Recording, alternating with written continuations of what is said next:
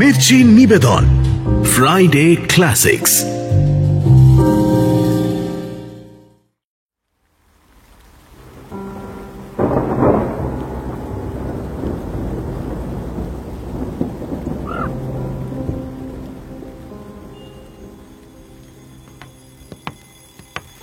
Gregor, এই Gregor, কি রে, তুই অফিস যাবি না আজ?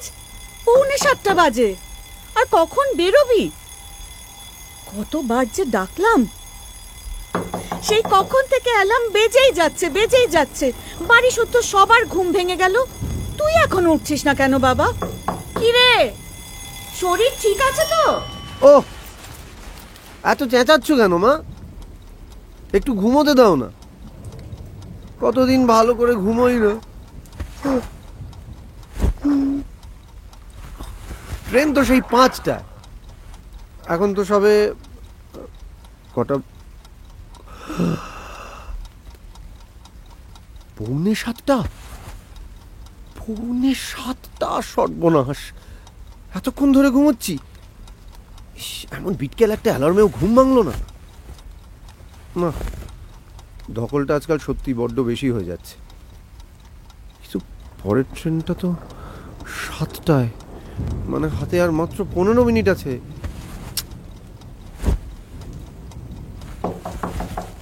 গ্রেগর, এই গ্রেগর!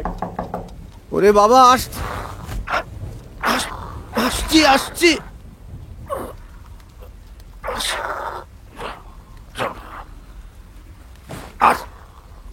কি হলো?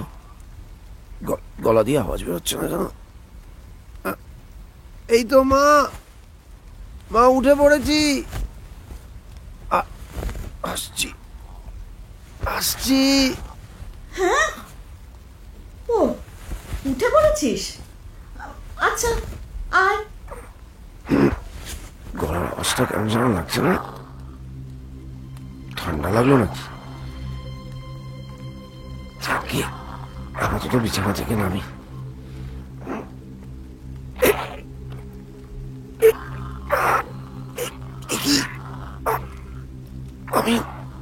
আমি উঠতে পারছি না কেন?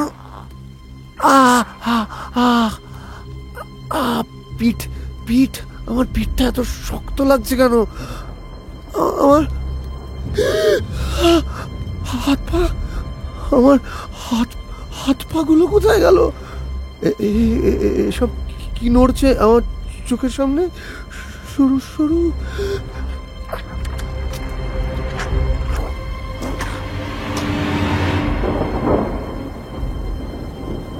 একদিন সকালে গ্রেগর সামসা চোখ খুলে দেখল যে ও রাতারাতি এক ভয়ঙ্কর পতঙ্গে পরিণত হয়েছে।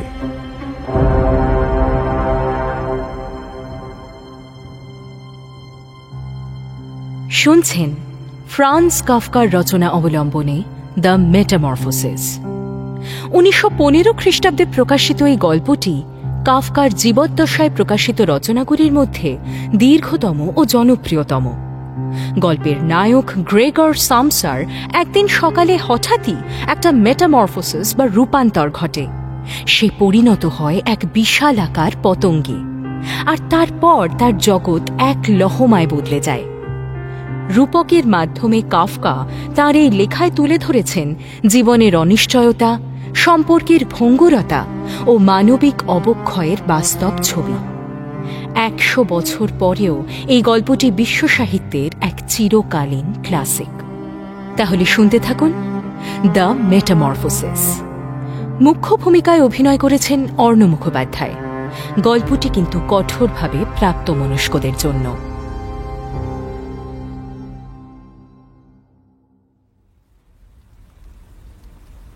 ব্যাপারটা এতই অস্বাভাবিক আর উদ্ভট যে প্রথমটায় একটু হকচকিয়ে গেলেও গ্রেগরের আতঙ্কের ভাবটা খুব তাড়াতাড়ি কেটে গেল। তার উপর ঘুমটাও এখনো পুরোপুরি কাটেনি। একটা আলস্য জড়ানো কৌতূহলে ও পরিস্থিতিটা বোঝার চেষ্টা করল। গ্রেগর এখনো নিজের বিছানাতেই শুয়ে আছে বটে, তবে ওর পিঠটা এখন যেন বর্মের মতো কঠিন।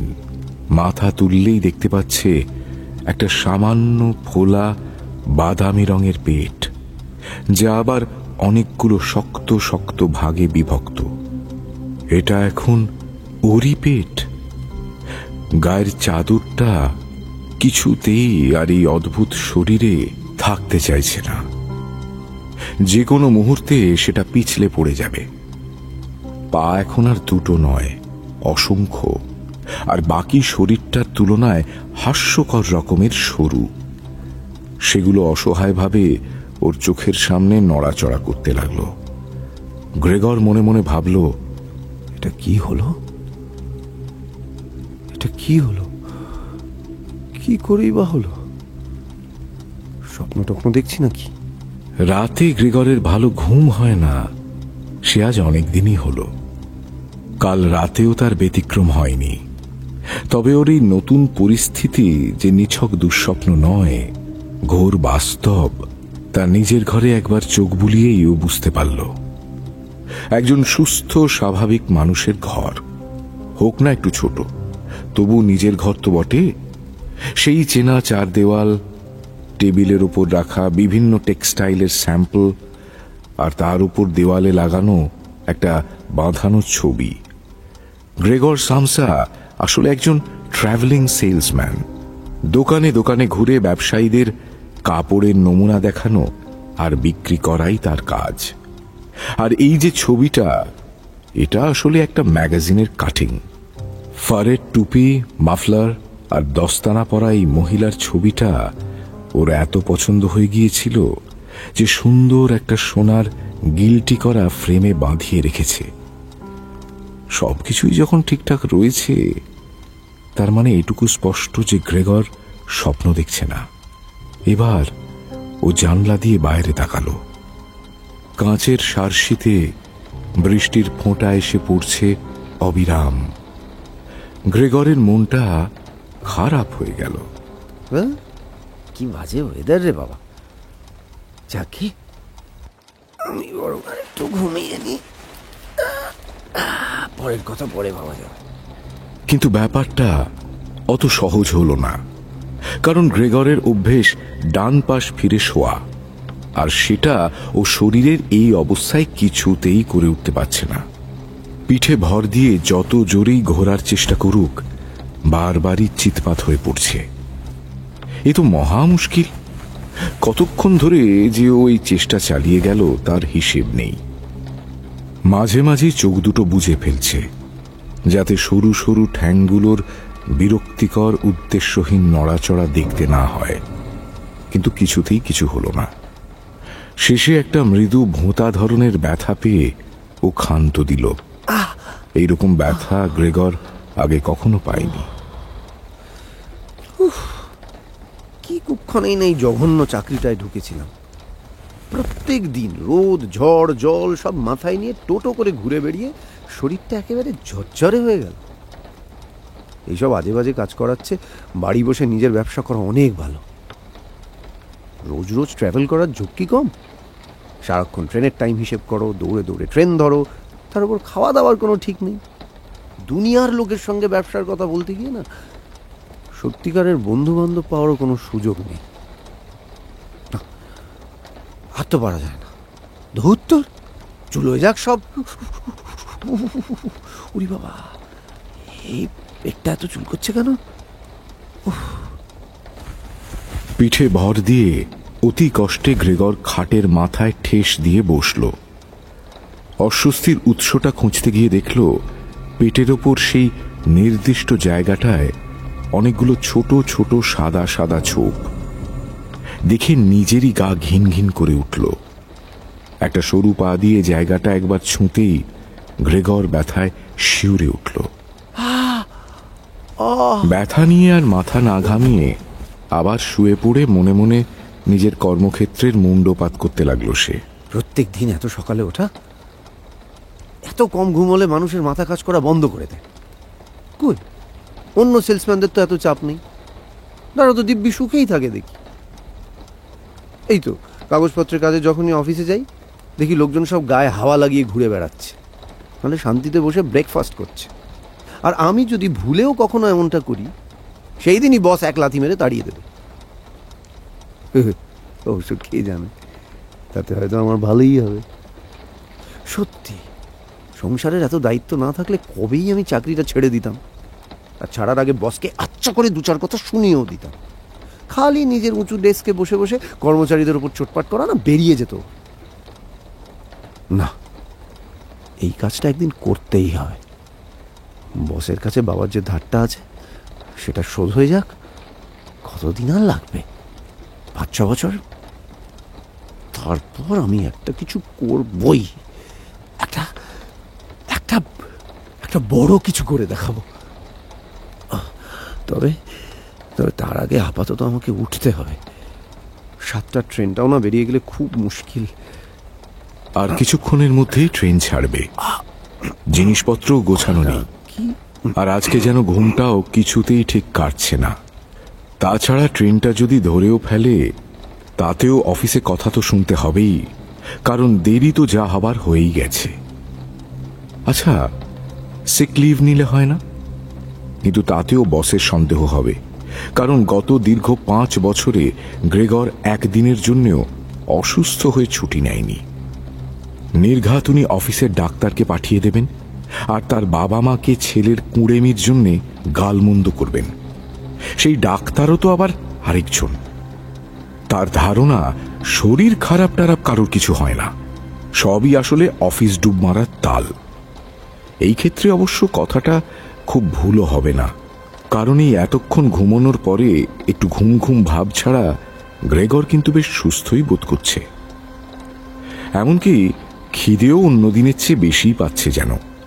এমন সময় গ্রেগরের ঘরের দুপাশের দুটো দরজায় বাবা আর বোন গ্রেটা এসে ঠক ঠক করতে লাগলো।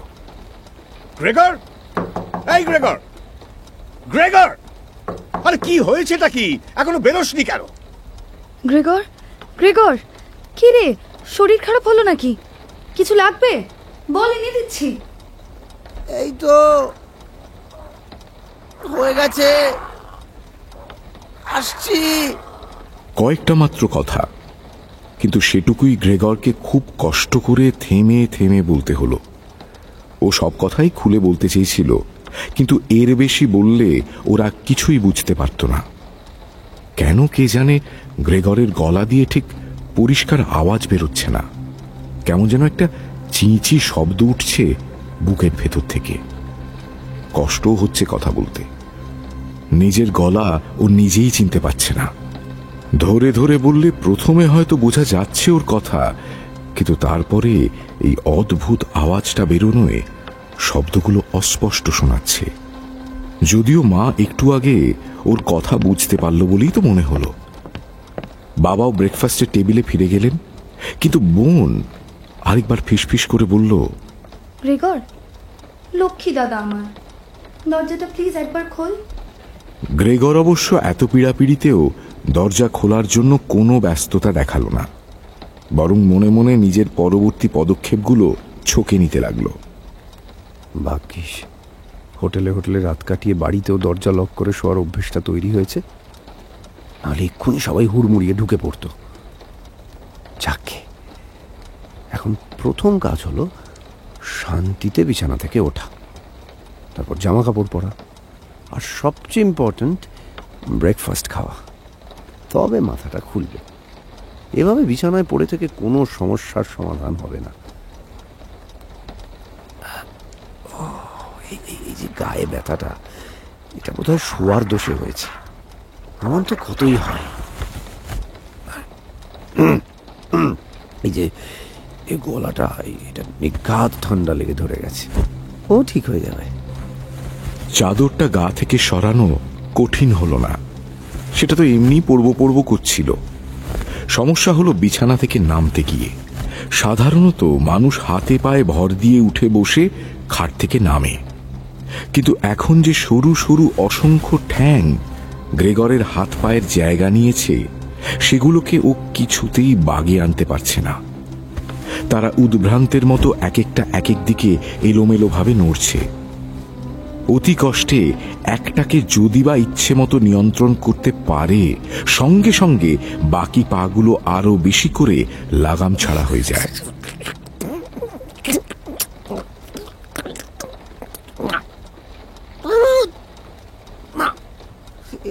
এভাবে হচ্ছে না, অন্য উপায় বের করতে হবে।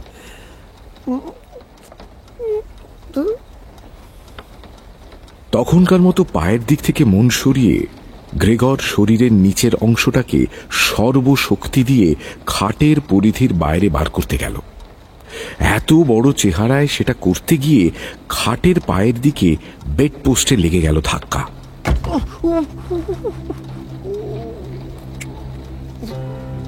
সঙ্গে সঙ্গে ব্যথায় কোকিয়ে উঠে গ্রেগর বুঝতে পারল যে ওর এই নতুন শরীরের নিচের দিকটাই সবচেয়ে দুর্বল। তাই এবার ও চেষ্টা করল মাথাটা আগে বার করতে। তাতে কিছুটা সুবিধে হলো বটে, কিন্তু ভয়ও হলো যদি মাথা উল্টে মাটিতে পড়ে যায়। তাই আবারও ও চেষ্টা চরিত্র থামিয়ে খানিকক্ষণ শুয়ে রইল। শরীরের অর্ধেকটা তখন খাটের বাইরে ঝুলছে। ভাবো ভাবো গ্রেগর, মাথা ঠান্ডা করে ভাবো, তাড়াহুড়ো করে কোনো লাভ নেই। বাবা, 7টা বাজে, অথচ এখনো বাইরে কি কুয়াশা, জানলা দিয়ে প্রায় কিছুই দেখা যাচ্ছে না। তবে 7:15 আগে আমায় যেভাবেই হোক খাট থেকে নামতেই হবে, নাহলে ততক্ষণে অফিস থেকে নির্ঘাত কাউকে খোঁজ নিতে পাঠিয়ে দেবে। গ্রেগর ভাবল শরীরটাকে একবারে টেনে শক্ত পিঠের ওপর পড়তে পারলে বোধহয় এই পরিস্থিতি থেকে উদ্ধার পাওয়া যেতে পারে। মাথাটা উপরে তুলে রাখলেই চলবে। ইস, দুজন শক্তপোক্ত মানুষ একটু যদি ধরে নামিয়ে দিত। বাবা আর ওদের কাজের মহিলাই যথেষ্ট, কিন্তু দরজা তো সব ভেতর থেকে বন্ধ। ওদের ডাকতে পারলেও বা ওরা ঢুকবে কেমন করে? এত বিপত্তির মধ্যেও গ্রেগরের হাসি পেল। যাই হোক, উপায় যখন কিছু নেই তখন নিজেকেই যা করার করতে হবে। সেই মতো প্রাণপণ কসরত করতে করতেই ওদের বাড়ির দরজায় কলিং বেলটা বেজে উঠল।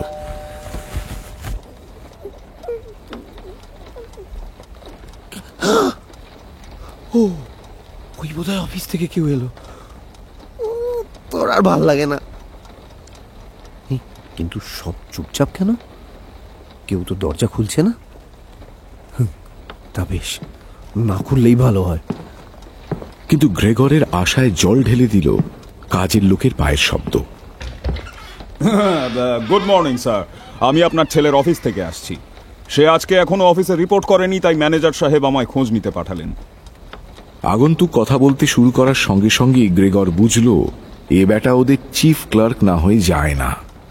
গ্রেগরের জানতে ইচ্ছে করল পৃথিবীর আর কোন কোম্পানি একজন সামান্য কর্মচারী একদিন দেরি করলে 7 সকালে তার বাড়িতে খোদ হেড ক্লার্ককে পাঠিয়ে দেয়। একজন ট্রেনি বা একজন ইন্টার্নকে পাঠালে কি চলতো না? বিরক্তির চোটে ও সর্বশক্তি দিয়ে নিজের বাকি শরীরটাকে একেবারে খাটের বাইরে টেনে ফেলার চেষ্টা করল এবং অবশেষে সফল হল।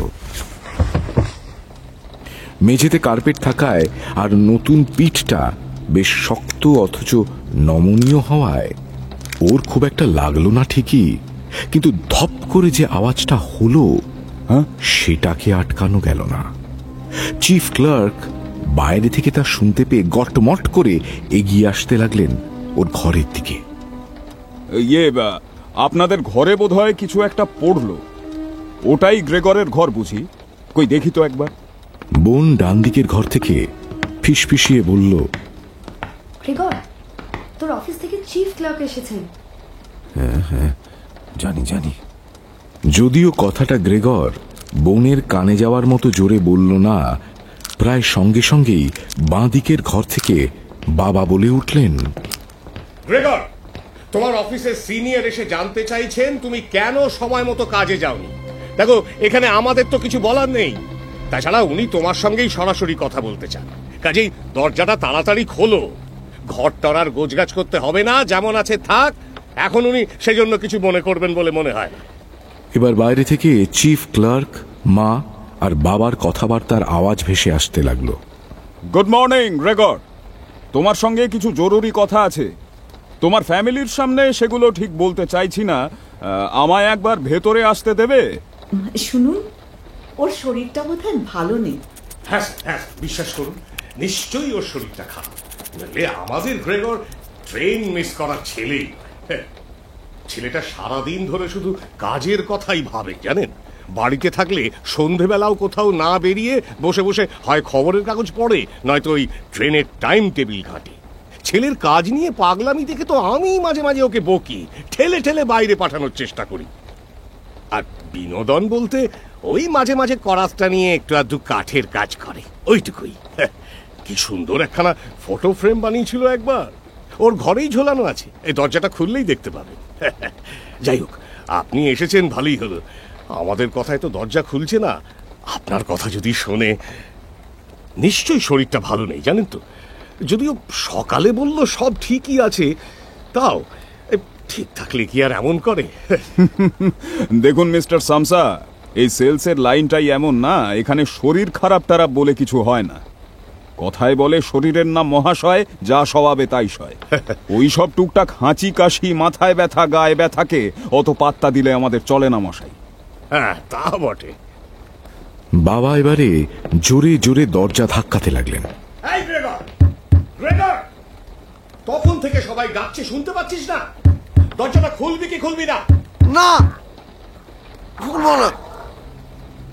উত্তর শুনে গ্রেগরের ডান দিকের দরজায় নেমে এলো এক অস্বস্তিকর নীরবতা, আর বাঁ দিকের দরজার পেছনে ওর বোন গ্রেটা ফুঁপিয়ে ফুঁপিয়ে কাঁদতে শুরু করে দিল। আহা, এই মেয়েটার আবার কি হলো? ও বাকিদের সঙ্গে বাইরেই বা নেই কেন? নিশ্চয়ই বেচারি সবাই ঘুম থেকে উঠেছে, এখনো তৈরিও হতে পারেনি। কিন্তু কাঁদছে কেন?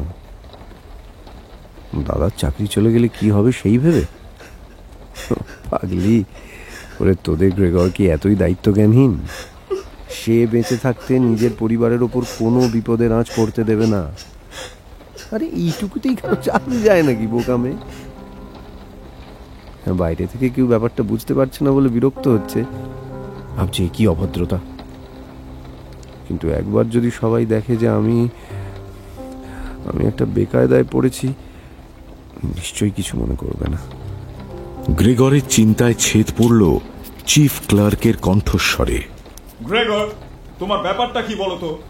ঘরের দরজা আটকে বসে রয়েছো, কারোর কোনো কথার উত্তর দিচ্ছ না, মা বাবার চিন্তা বাড়াচ্ছ, আর কাজে কর্মে গাফিলতির কথা তো বলে শেষ করা যাবে না। বলতে বাধ্য হচ্ছি গ্রেগর, তোমার কাণ্ড কারখানা দেখে আমি তো হতবাক। তোমায় তো চিরকাল শান্তশিষ্ট দায়িত্ববান ছেলে বলেই জানতাম, তাহলে ইদানিং এসব কি খামখেয়ালিপনা শুরু করেছো? Can you hear me Gregor? আজ সকালেই তোমার ম্যানেজার সন্দেহ করছিলেন তোমার হাতে সম্প্রতি ব্যবসার জন্য যে কাঁচা টাকা দেওয়া হয়েছে সেটা সরানোর জন্যই বুঝি তুমি গা ঢাকা দিচ্ছ। আমি কোথায় যেচে পড়ে বললাম যে এমনটা হতেই পারে না, গ্রেগর সেরকম ছেলেই নয়। কিন্তু এখন তোমার ব্যবহার দেখে তো তোমার হয়ে আর একটা কথাও আমার বলতে ইচ্ছে করছে না। হে, গ্রেগরের বুকের ভেতরটা ঢিপ ঢিপ করতে লাগলো। এসব কি বলছে লোকটা? চিফ ক্লার্ক ওদিকে বলেই চললেন, আর হ্যাঁ, আরেকটা কথা, তোমার পারফরমেন্স নিয়েও কিন্তু কর্তাদের মধ্যে নানান কথা হচ্ছে। এভাবে চললে কতদিন তোমার চাকরি থাকবে সে বিষয়ে যথেষ্ট সন্দেহ রয়েছে।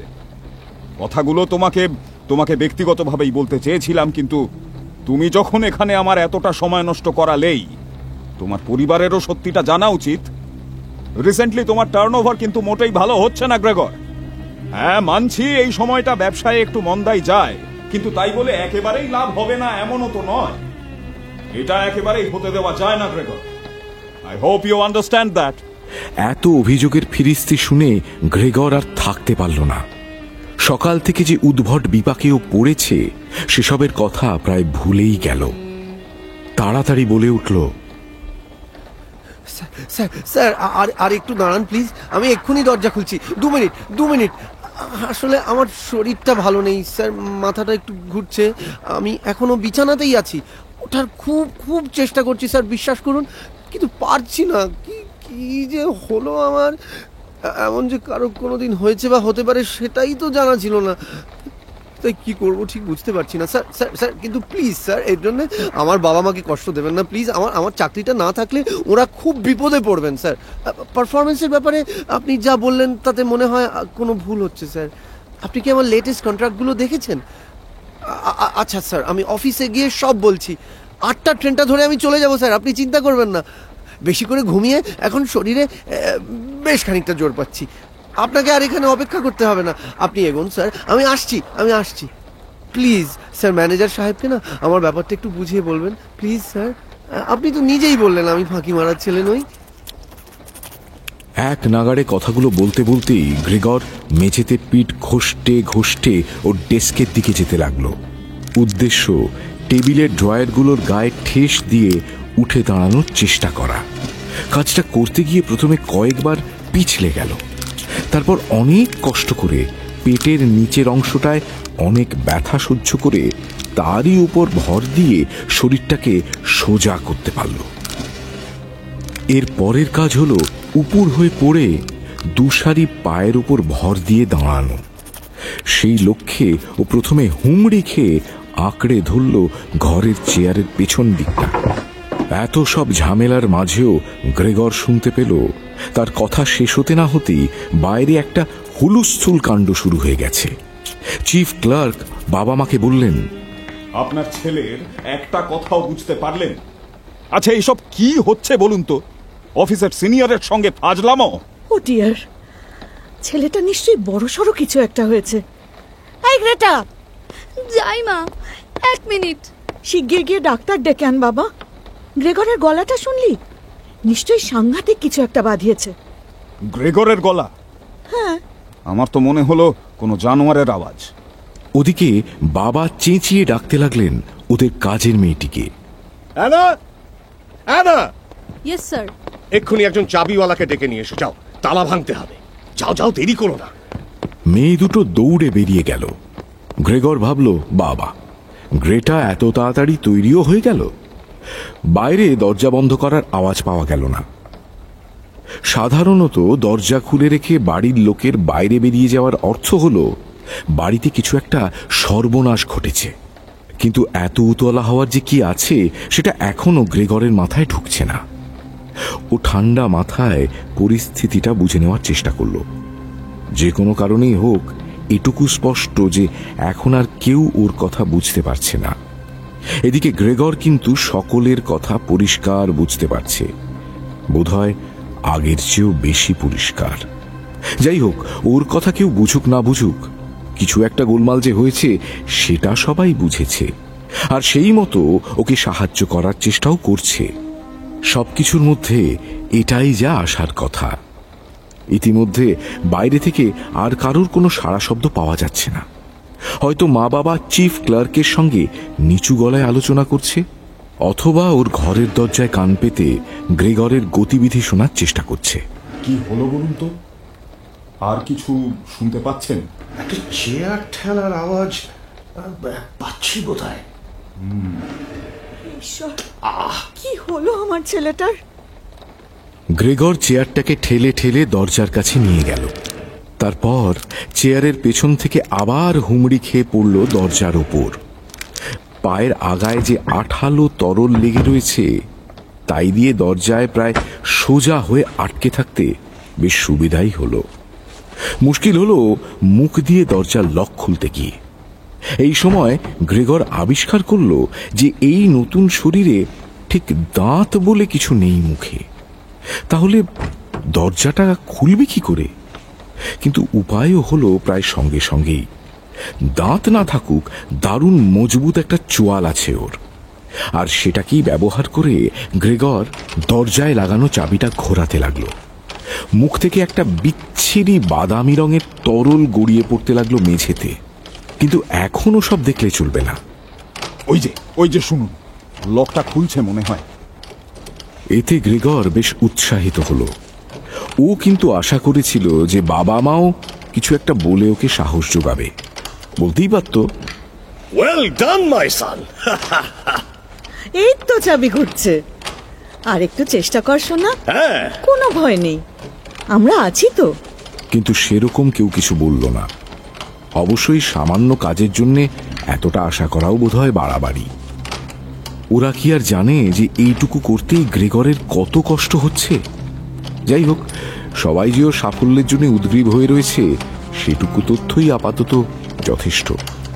গ্রেগর চাবিটা চোয়াল দিয়ে শক্ত করে ধরে ঝুলে পড়ল। তারপর সারা শরীরের ভর দিয়ে শেষ একটা চাপ দিল।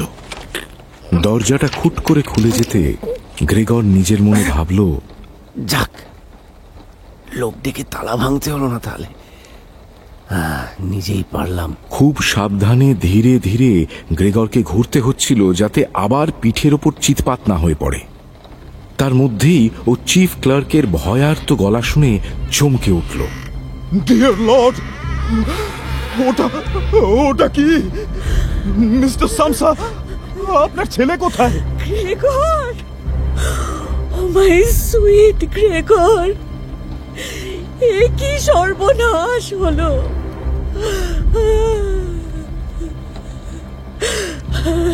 নিজের ঘরের চৌহদ্দির ভেতর থেকেই খোলা দরজা দিয়ে গ্রেগর দেখল খানিকক্ষণ আগেই খুব হম্বিতম্বি করা চিফ ক্লার্ক মহাশয় এখন মুখে হাত দিয়ে এক পা করে পিছোচ্ছেন। তাকে দেখলে মনে হয় কোনো এক নারকীয় দৃশ্য দেখে আতঙ্কে স্তম্ভিত হয়ে গেছেন। মা এতক্ষণ দাঁড়িয়েছিল, এবার কাঁদতে কাঁদতে হাঁটু মুড়ে বসে পড়ল মেঝেতে। মায়ের এলোমেলো চুল ভিজে যেতে লাগলো চোখের জলে। বেচারি ঘুম থেকে উঠে চুল আঁচড়ানোর সময়টাও পায়নি। বাবা মুখে কিছু বলছেন না, কিন্তু দুহাত মুঠো করে রাগে ফুঁসছেন, যেন এক্ষুনি এক ঘুষিতে গ্রেগরকে নিজের ঘরের ভেতর ফেরত পাঠিয়ে দিতে পারলেই খুশি হতেন। তিনি একবার লিভিং রুমের চারদিকে অসহায়ভাবে তাকালেন, তারপর হাত দিয়ে নিজের চোখ ঢেকে বুঝি নিঃশব্দে কাঁদতে লাগলেন। কারণ তার চওড়া বুকটা থেকে থেকে কেঁপে উঠতে লাগলো। নিজের রূপান্তরের পর প্রথম দর্শকদের মধ্যে আতঙ্ক, শোক আর ক্রোধের ত্রহস্পর্শ দেখে গ্রেগর ভালোই বুঝে গেল এই ঘরেও নিতান্তই অবাঞ্ছিত। তবু কর্তব্য তো করতেই হবে। অফিস কামাই করার কোনো ইচ্ছে গ্রেগরের এখনো নেই। এত তিরস্কারের পর তো নয়ই। তাই ও নিজের ঘরের দরজা থেকেই শান্তভাবে অফিসের লোকটিকে বলল, এই আমি বেরিয়েছি, আর কিছুক্ষণের মধ্যেই তৈরি হয়ে মালপত্র গুছিয়ে অফিসের পথ ধরে নেব। কোনো চিন্তা নেই, প্লিজ আমাকে আর একটু সময় দিন। ইতিমধ্যে দিনের আলো বেশ পরিষ্কার হয়েছে। রাস্তার উল্টো দিকের ছাই রঙা হাসপাতালের বেশ খানিকটা দেখা যাচ্ছে। বড় বড় ফোঁটায় এখনো বৃষ্টি পড়ছে, তবে একটু ধরে এসেছে। টেবিলে সাজানো ব্রেকফাস্টের বেশিরভাগটাই পড়ে রয়েছে, কারণ বাবা সাধারণত অনেকক্ষণ ধরে 3-4টে কাগজ পড়তে পড়তে জল খাবার খান। উল্টো দিকের দেওয়ালে গ্রেগরের একটা পুরনো ছবি ঝুলছে। তখনও আর্মির একজন লেফটেন্যান্ট ছিল। ছবিতে ওর হাতে তলোয়ার, মুখে নির্মল হাসি, গায়ে ইউনিফর্ম আর চেহারায় ঝকঝক করছে আত্মবিশ্বাস। ফ্ল্যাটের বাইরের দরজাটা খোলা, সেখান দিয়ে ল্যান্ডিং আর নিচে যাওয়ার সিঁড়ির কয়েকটা ধাপ দেখা যাচ্ছে।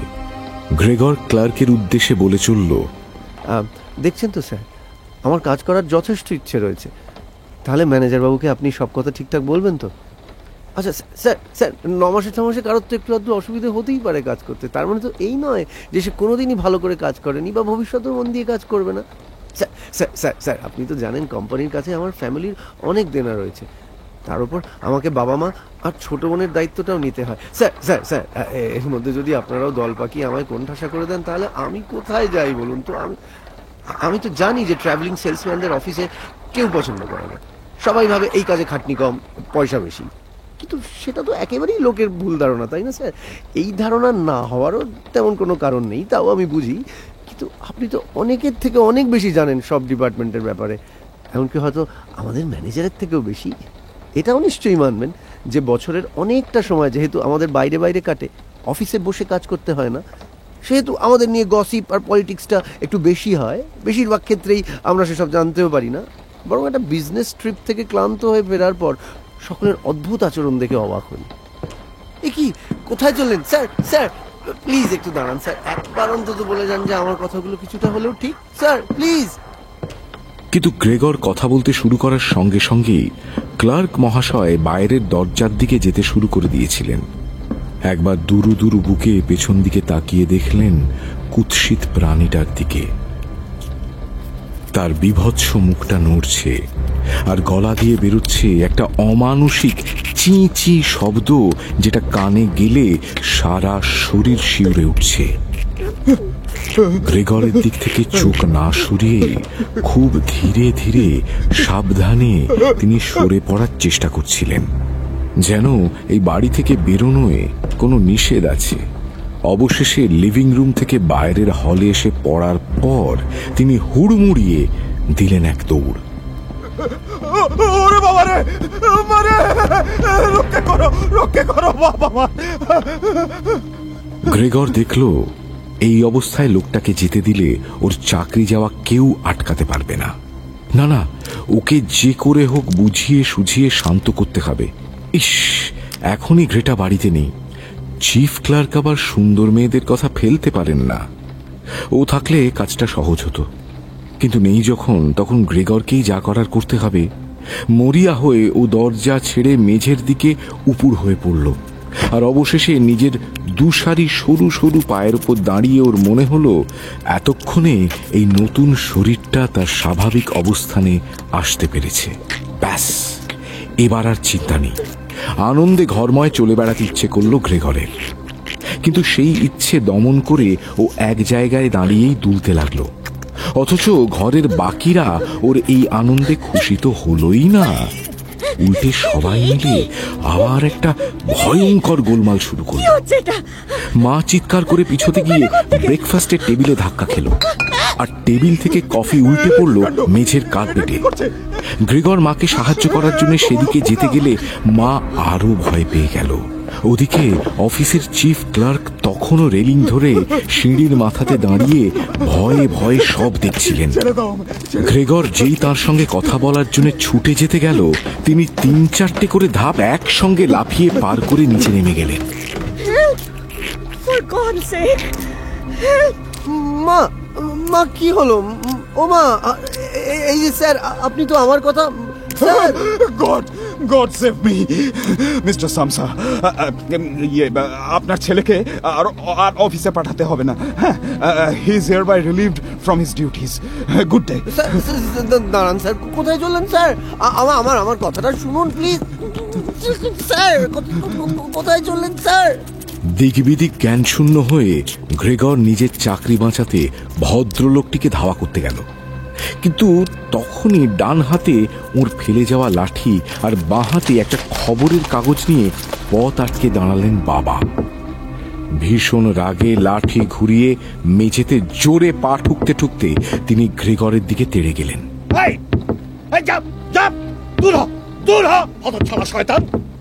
বাবা, তোমরা সবাই এরম করছো কেন? আমি কি করেছি? গ্রেগর বুঝল যে বাবা চাইছেন ও নিজের ঘরে ফিরে যাক, কিন্তু চাইলেই তো ব্যাপারটা অত সহজে হবার নয়। অত বড় আর বেঢপ শরীরটা নিয়ে আবার পেছন ফিরতে ওকে যথেষ্ট বেগ পেতে হলো। আর সেই পুরো সময়টা বাবা মুখে ফোঁস ফোঁস আওয়াজ করে ওকে তাড়া দিয়ে গেলেন। পরের দিকে বোধহয় তিনিও বুঝলেন যে এতে গ্রেগরের সুবিধেই হবে। তখন তিনি মেঝেতে লাঠি ঠুকে ঠুকে ওকে ঘরের দরজার দিকে নিয়ে যেতে লাগলেন। এই যে এবার এদিকে ঘোরো। এদিকে এদিকে, এবার এদিকে। না না না না, মায়ের দিকে একদম নয়। উফ, কি বিপদেই না পড়লাম। আরে এইবার এইদিকে, এখানে। হ্যাঁ। ঘরের সামনে এসে গ্রেগর দেখল দরজার দুটো পাল্লার মধ্যে একটাই খোলা, আর ওইটুকু জায়গা দিয়ে ওর অত বড় শরীরটা ঢুকবে না। বন্ধ পাল্লাটা খুলে দিলেই ঝামেলা মিটে যায়। কিন্তু বাবা তখন ওকে চোখের সামনে থেকে দূর করার চিন্তায় এতই ব্যস্ত যে সেটা তার মাথায় তো এলোই না। বরং গ্রেগর যখন কথাটা বলতে গেল, তিনি আরো ক্ষেপে গিয়ে মাথার উপর লাঠি তুলে ওকে মারতে গেলেন। আরে কি হলো? আবার দাঁড়িয়ে পড়লি কেন? আরে যা যা যা যা। কি কিন্তু বাবা দরজাটা। এই খবরদার, একদম ওই বিশ্রী আওয়াজটা করবি না, করলেই না একেবারে। গ্রেগর দেখল এই অবস্থায় পিঠে ওই শক্ত লাঠির মার পড়লে ও আর বাঁচবে না। বাবার মুখে অসুরের মতো রাগ দেখে প্রচন্ড ভয়ে ও তাড়াতাড়ি ওই অল্প জায়গার মধ্যে দিয়েই জোর করে ঢুকতে গেল। তাতে শরীরের একটা পাশ বন্ধ পাল্লায় লেগে গ্রেগর খুব ব্যথা পেল। সাদা দরজাটায় লেগে রইল কয়েকটা কুৎসিত বাদামি রঙের খণ্ড। ওরই গা থেকে খুলে এসেছে, কিন্তু বাবার তাতে কোনো ভ্রুক্ষেপ নেই। ছেলের কষ্টে তার তাণ্ডবে কোনো ভাঁটা পড়ল না। স্পষ্ট বোঝা যায় তার চোখে সে আর তার ছেলে নয়, একটা কদর্য নারকীয় কীট মাত্র। গ্রেগরের মনে হলো একজন নয়, অনেকগুলো বাবা যেন তার ওপর প্রচন্ড রাগ, বিতৃষ্ণা আর হতাশা নিয়ে চড়াও হয়েছে। শেষ পর্যন্ত মিস্টার সামসা আর থাকতে না পেরে দিলেন গ্রেগরের গায়ে লাঠিটা বসিয়ে। রাস্কেল, কথা কানে যাচ্ছে না? দূর হ, দূর হয়ে যা চোখের সামনে থেকে। বাবার লাঠির ঘায়ে গ্রেগর রক্তাক্ত অবস্থায় উড়ে গিয়ে পড়ল ঘরের ভেতর। বাবা দড়াম করে দরজাটা বন্ধ করে দিলেন। তারপর সব চুপ।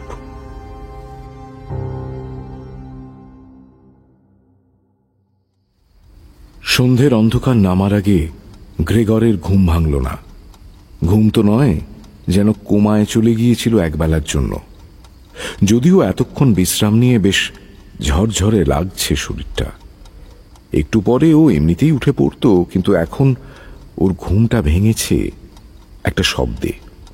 মনে হলো কেউ যেন ত্রস্ত পায়ে ওর ঘর থেকে বেরিয়ে দরজাটা বন্ধ করে দিল। তার মানে ঘরে কেউ ঢুকেছিল। গ্রেগরের চারপাশে খুব অন্ধকার। রাস্তা থেকে ইলেকট্রিক ল্যাম্পপোস্টের আলো জানলা দিয়ে ঘরে ঢুকছে, কিন্তু সেই আলো আসবাবপত্রের মাথায় মাথায় খেলে বেড়াচ্ছে। গ্রেগর যেখানে পড়ে রয়েছে, অর্থাৎ মেঝেতে, সেখান পর্যন্ত পৌঁছচ্ছে না। গ্রেগরের মাথায় এখন দুটো অ্যান্টেনা রয়েছে। এতক্ষণে সে দুটোর কাজ বোঝা গেল। ওগুলো ব্যবহার করে অন্ধকারে চলাফেরা করতে বেশ সুবিধে হচ্ছে। কিন্তু শরীরের বাঁ দিকটায় ভীষণ ব্যথা, পায়েও চোট লেগেছে। তাও ভাগ্য ভালো বলতে হবে, একটা পায়ের ওপর দিয়েই গেছে। না হলে সকালে যা হলো তাতে আরো কয়েকটা পা ঘায়েল হতে পারত। দরজার কাছে এসে গ্রেগর বুঝতে পারল কিসের টানে ও এখানে এসে পৌঁছেছে। খাবারের গন্ধ। ফাইনালি কি খিদেটাই না পেয়েছে। হবেই তো, সকাল থেকে কিছুই পেটে পড়েনি। এ নিশ্চয়ই বোনের কাজ। থ্যাংক ইউ গ্রেটা, বাঁচালি। খাবার অতি সাধারণ। এক বাটি মিষ্টি দুধে কয়েক টুকরো সাদা পাউরুটি ভাসছে। কিন্তু গ্রেগর দুধ খেতে ভালোবাসে। নিশ্চয়ই সেই জন্যই গ্রেটা এই ব্যবস্থা করেছে। মনে মনে বোনকে অনেক আশীর্বাদ করে গ্রেগর প্রবল ক্ষুধায় দুধের বাটিতে প্রায় পুরো মাথাটাই ডুবিয়ে দিল, আর সঙ্গে সঙ্গেই ব্যথায় কোকিয়ে উঠল।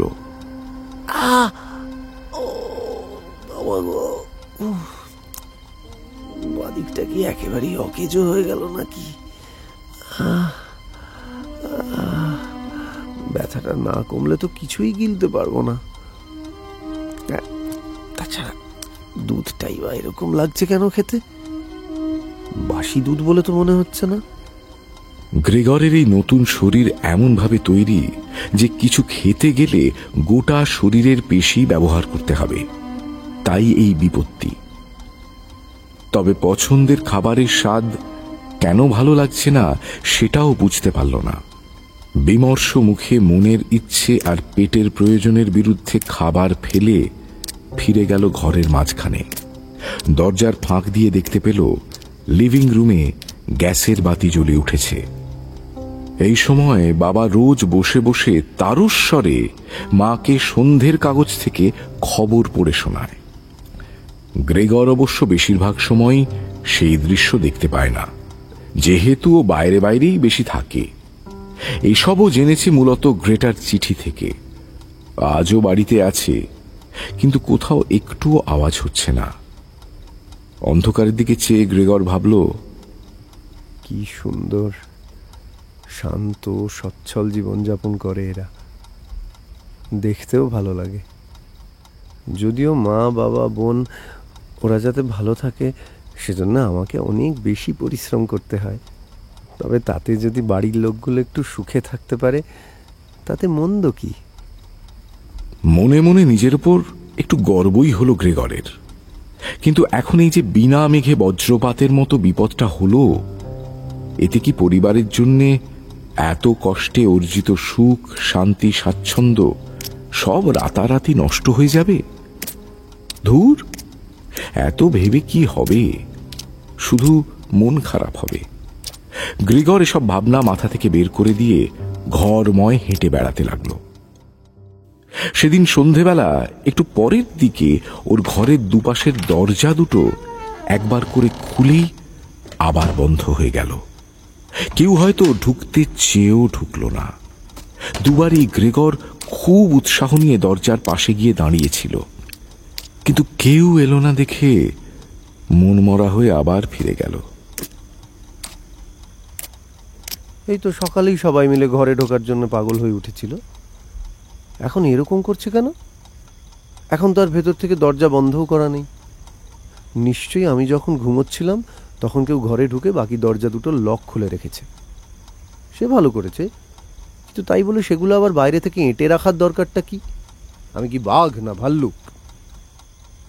গভীর রাতে যখন লিভিং রুমের বাতিটা নিভল, তিনটে আলাদা আলাদা কিন্তু খুব পরিচিত পায়ের আওয়াজ পেয়ে গ্রেগর বুঝল যে এতক্ষণ সবাই জেগেই ছিল। এইমাত্র পা টিপে টিপে নিজেদের ঘরে চলে গেল। যাকে অন্তত আজ রাতের মতো আর এই ঘরে কেউ আসছে না। এবার একটু নিশ্চিন্তে পরিস্থিতিটা নিয়ে ভাবনা চিন্তা করা যাবে। কিন্তু মেঝেতে শুয়ে থাকতে থাকতে গ্রেগরের অন্য একটা অস্বস্তি শুরু হলো। মা, আমার ঘরের সিলিংটা এত উঁচু, এতদিন এই ঘরে আছি আগে তো লক্ষ্য করিনি। যেন মনে হচ্ছে খোলা আকাশের তলায় শুয়ে আছি। না না না না, এভাবে তো ঠিক ঘুম আসছে না। দেখি তো। নিজের অজান্তেই গ্রেগর দুসারি পায়ে হেঁটে ঘরের সোফাটার তলায় সেঁধিয়ে গেল। হ্যাঁ, এই তো, এইবার ঠিক হয়েছে। প্রথমটা একটু লজ্জা লজ্জা করলো বটে, মাথাটাও আর তোলা যাবে না, তবু যেন এইভাবেই সুবিধে হচ্ছে। শুধু শরীরটা আর একটু ছোট হলে ভালো হতো। সারাটা রাত সেখানেই কাটল, যদিও মাঝে মাঝে খিদের চোটে পাতলা ঘুমটা ভেঙে যাচ্ছিল। এছাড়া আরো কিছু সময় কাটল ভবিষ্যতের দুশ্চিন্তায় আর বর্তমানের বিশ্লেষণে। না না, এখন কদিন আমাকেই একটু মাথা ঠান্ডা রাখতে হবে। জোর করে বাড়ির লোকের সঙ্গে কথা বলার বা দেখা করার চেষ্টা করতে গেলে হিতে বিপরীত হবে। ওরা যা ভয় পেয়ে আছে, ওরাই বা কি করবে? একদিন সকালে ঘুম থেকে উঠে যদি কেউ দেখে যে বাড়ির ছেলেটা এক রাতের মধ্যে একটা বিশাল পোকা হয়ে গেছে, না না, এখন কিছুদিন ওদের অদ্ভুত ব্যবহার আমাকে সহ্য করতেই হবে। এই কঠিন সিদ্ধান্তে অটল থাকার মতো মনের জোর গ্রেগরের আছে কিনা সেটা পরখ করার সুযোগ ও পরদিন সকালেই পেয়ে গেল, যখন ওর বোন দরজা খুলে ঘরে উঁকি দিল। গ্রেগর, গ্রেগর, উমা, গেল কোথায়? উড়ে গেল নাকি? গ্রেগর, বাবা গো, উমা! সোফার তলায় গ্রেগরকে দেখেই গ্রেটা আঁতকে উঠে পালিয়ে গিয়েছিল। তবে একটু বাদেই আবার পা টিপে টিপে ফিরেও এলো, যেমন ভাবে কেউ কোনো অসুস্থ বা অপরিচিত মানুষের ঘরে ঢোকে, অনেকটা তেমন ভাবে। গ্রেগর খুব সাবধানে সোফার নিচ থেকে মাথাটা সামান্য বার করে ওকে দেখতে লাগলো আর মনে মনে ভাবল, এই গ্রেটা, এই এই এই ওইদিকে দেখ না, ওই যে দুধের বাটিটা দেখ না। গ্রেটা, কাল রাতে আমি একটুও খেতে পারিনি রে, ওসব খেতে আমার ভাল লাগছে না। অন্য কিছু নিয়ে আসবি, আমার যে বড্ড খিদে পেয়েছে। গ্রেটা, ও তাকা না, একবার ওদিকে তাকা না।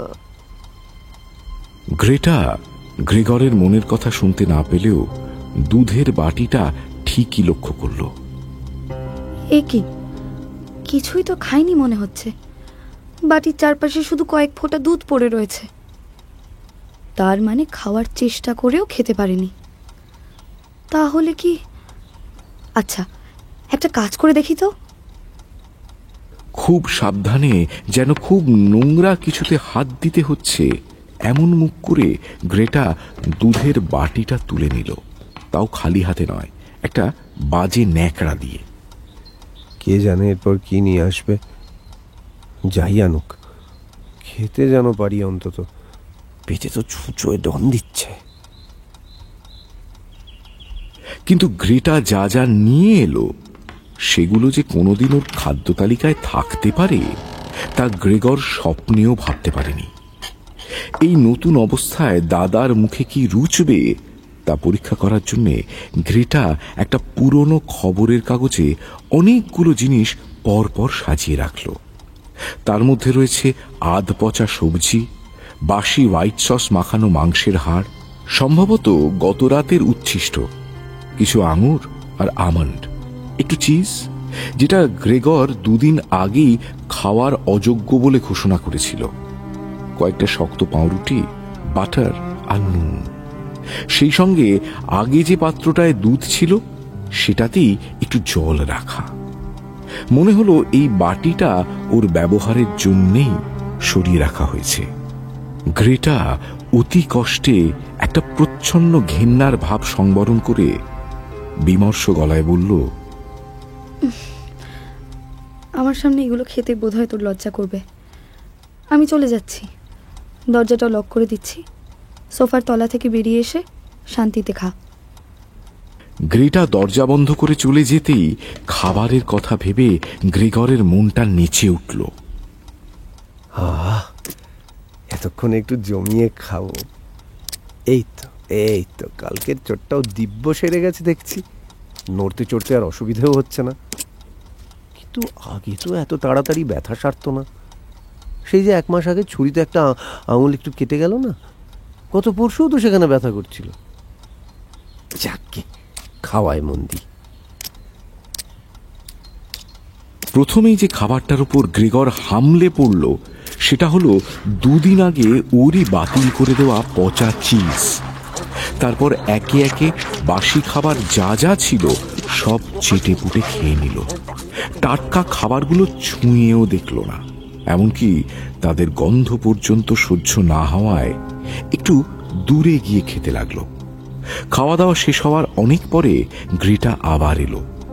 গ্রেগর তখন আরামে শুয়ে শুয়ে ঝিমোচ্ছিল, কিন্তু গ্রেটার অত ধীরে ধীরে দরজার চাবি ঘোরানো দেখে ও বুঝে গেল ওকে আবার গা ঢাকা দিতে হবে। তড়াক করে উঠে ও সোফার তলায় চলে গেল। গ্রেটা একটা ঝাড়ু দিয়ে সব খাবার একসঙ্গে করে একটা বিনে তুলে নিয়ে একবারও পেছনে না তাকিয়ে বেরিয়ে গেল। ওমা, যে খাবারগুলো ছুঁয়েও দেখিনি সেগুলোও ফেলে দিচ্ছে কেন? দিব্যি আর কেউ খেয়ে নিতে পারতো। যা পাচ্ছে করুক বাবা, তাড়াতাড়ি এখান থেকে বেরোতে পারলে বাঁচি। সব মিলিয়ে হয়তো আধ মিনিটও লাগেনি, তাতেই গ্রেগরের রীতিমতো দমবন্ধ হয়ে যাচ্ছিল। কারণ খেয়ে দিয়ে এখন ওর পেটটা বেশ ফুলে রয়েছে, আর তাই নিয়ে সোফার তলায় চেপে চুপে থাকতে বড়ই কষ্ট হচ্ছে। বোন দরজা দিয়ে চলে যেতেই ও তাড়াতাড়ি বেরিয়ে এসে হাঁপ ছেড়ে বাঁচল। এইভাবেই গ্রেগর দিনে 2 বার করে ওর খাবার পেতে লাগলো। একবার সকালে মা বাবা ঘুম থেকে ওঠার আগে, আরেকবার দুপুরে সবার খাওয়া দাওয়া হয়ে যাওয়ার পর। তখন মা বাবা এক প্রস্থ গড়িয়ে নেয়, আর গ্রেটা কাজের লোককে কিছু একটা ছুতোয় কিছুক্ষণের জন্য বাড়ির বাইরে পাঠিয়ে দেয়। আরও একটা ব্যাপার হলো, বাড়ির কেউই যেহেতু সেদিন সকাল থেকে গ্রেগরের একটা কথাও বুঝতে পারছে না, ওরা ভাবছে ওদের কথাও বুঝি গ্রেগর বুঝতে পারে না। কিন্তু তা নয়। একা একা ওর দেখাশোনার কাজ করতে এসে গ্রেটা যে দীর্ঘশ্বাস ফেলে, আপন মনে নিজেদের ভাগ্যকে দোষারোপ করে, বা মাঝে মাঝে ঘেন্নায় মুখ বিকৃত করে ফেলে নিজের ইচ্ছার বিরুদ্ধেই, সে সবই গ্রেগর বুঝতেও পারে, লক্ষ্যও করে। কি যে হয়ে গেল এ বাড়িতে! কোন অপরাধের শাস্তি যে দিচ্ছ ভগবান, তা তুমিই জানো। রোজ রোজ এভাবে তো আর পারা যায় না। কিছুদিন পর থেকে অবশ্য কখনো কখনো দু একটা ভালো কথাও কানে আসতে লাগলো। গ্রেগরের দেখাশোনার ভারটা অলিখিতভাবে গ্রেটাই নিজের কাঁধে তুলে নিলেও বাবা মায়ের যে কোনো চিন্তাই নেই ওকে নিয়ে, এমন নয়। ওরা মেয়ের কাছ থেকেই খোঁজ খবর নেন। কিরে, আজ কেমন দেখলি? কিছু কি ঠিক হওয়ার সম্ভাবনা? না বাবা, যেমন ছিল তেমনই। আচ্ছা শোন, ছেলেটা খাবার খাচ্ছে রে এখন ঠিক করে? আজ তো দেখলাম বেশ চেটেপুটেই খেয়েছে সব। যাক বাবা, তাও ভালো। আবার যখন খাবার পড়ে থাকে সেটাও গ্রেটা ওদের জানায়। আজকেও পুরো খাবারটাই ফেলে রেখেছে দেখলাম। ইদানিং প্রায় এরকম করছে। সে কি? আচ্ছা, কাল কি আমি একবার যাব খাবারটা দিতে? এই না না, তোমাকে একদম যেতে হবে না ও ঘরে, তারপর অসুস্থ হয়ে একটা কাণ্ড বাঁধাবে। হ্যাঁ, বাবা ঠিকই বলেছে মা। হ্যাঁ, ওর ব্যাপারটা পুরোটাই তোমরা আমার ওপর ছাড়ো।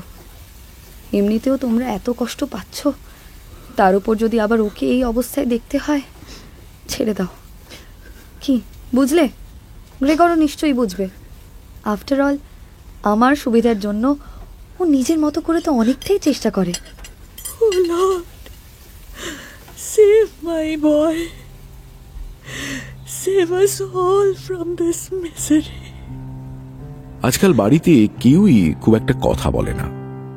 যেটুকু কথা হয় সবই গ্রেগরকে নিয়ে, বা এরপর ওরা কি করবে সেই সব নিয়ে। বাড়িতে সবসময় অন্তত দুজন সদস্য একসঙ্গে থাকেই, কারণ কেউই এ বাড়িতে এক মিনিটের জন্যও একা থাকতে চায় না। আর সবাই মিলে বেরোনোর তো কোনো প্রশ্নই নেই। এর মধ্যে গ্রেটার ওপর ঘরের কাজের চাপ আরো বেড়ে গেল, কারণ ওদের রান্নার লোকও দুম করে কাজ ছেড়ে দিল। তাকে কিন্তু কেউ এই দুর্ঘটনা সম্পর্কে কিছুই বলেনি। মাই লেডি, আমায় মাফ করুন, আমি কাল থেকে আর কাজে আসতে পারবো না। উমা, সে আবার কি কথা? তুমি না এলে চলবে কেমন করে বলো তো? না না, এসব কথা বলুন না। প্লিজ ম্যাডাম, প্লিজ আমায় যেতে দিন। আমি আর একদিনও এ বাড়িতে আসতে পারবো না। আমার একটু অসুবিধে হয়েছে। কান্নাকাটি করছো কেন? কাজ করতে না চাইলে কি তোমায় ধরে বেঁধে কাজ করাবে কেউ? কিন্তু কি হয়েছে সেটা তো বলো। কিসের অসুবিধে? তুমি কি কিছু দেখে ভয়টাই পেয়েছো নাকি? আমি কিচ্ছু দেখিনি ম্যাডাম, আমি কিছু দেখিনি, কিচ্ছু জানি না, বিশ্বাস করুন। আচ্ছা আচ্ছা, কাউকে কিচ্ছু বলবো না, আপনার কোনো চিন্তা নেই, শুধু আমায় যেতে দিন প্লিজ। কিন্তু কাউকে কি বলবে না সেটা খুলে বলো।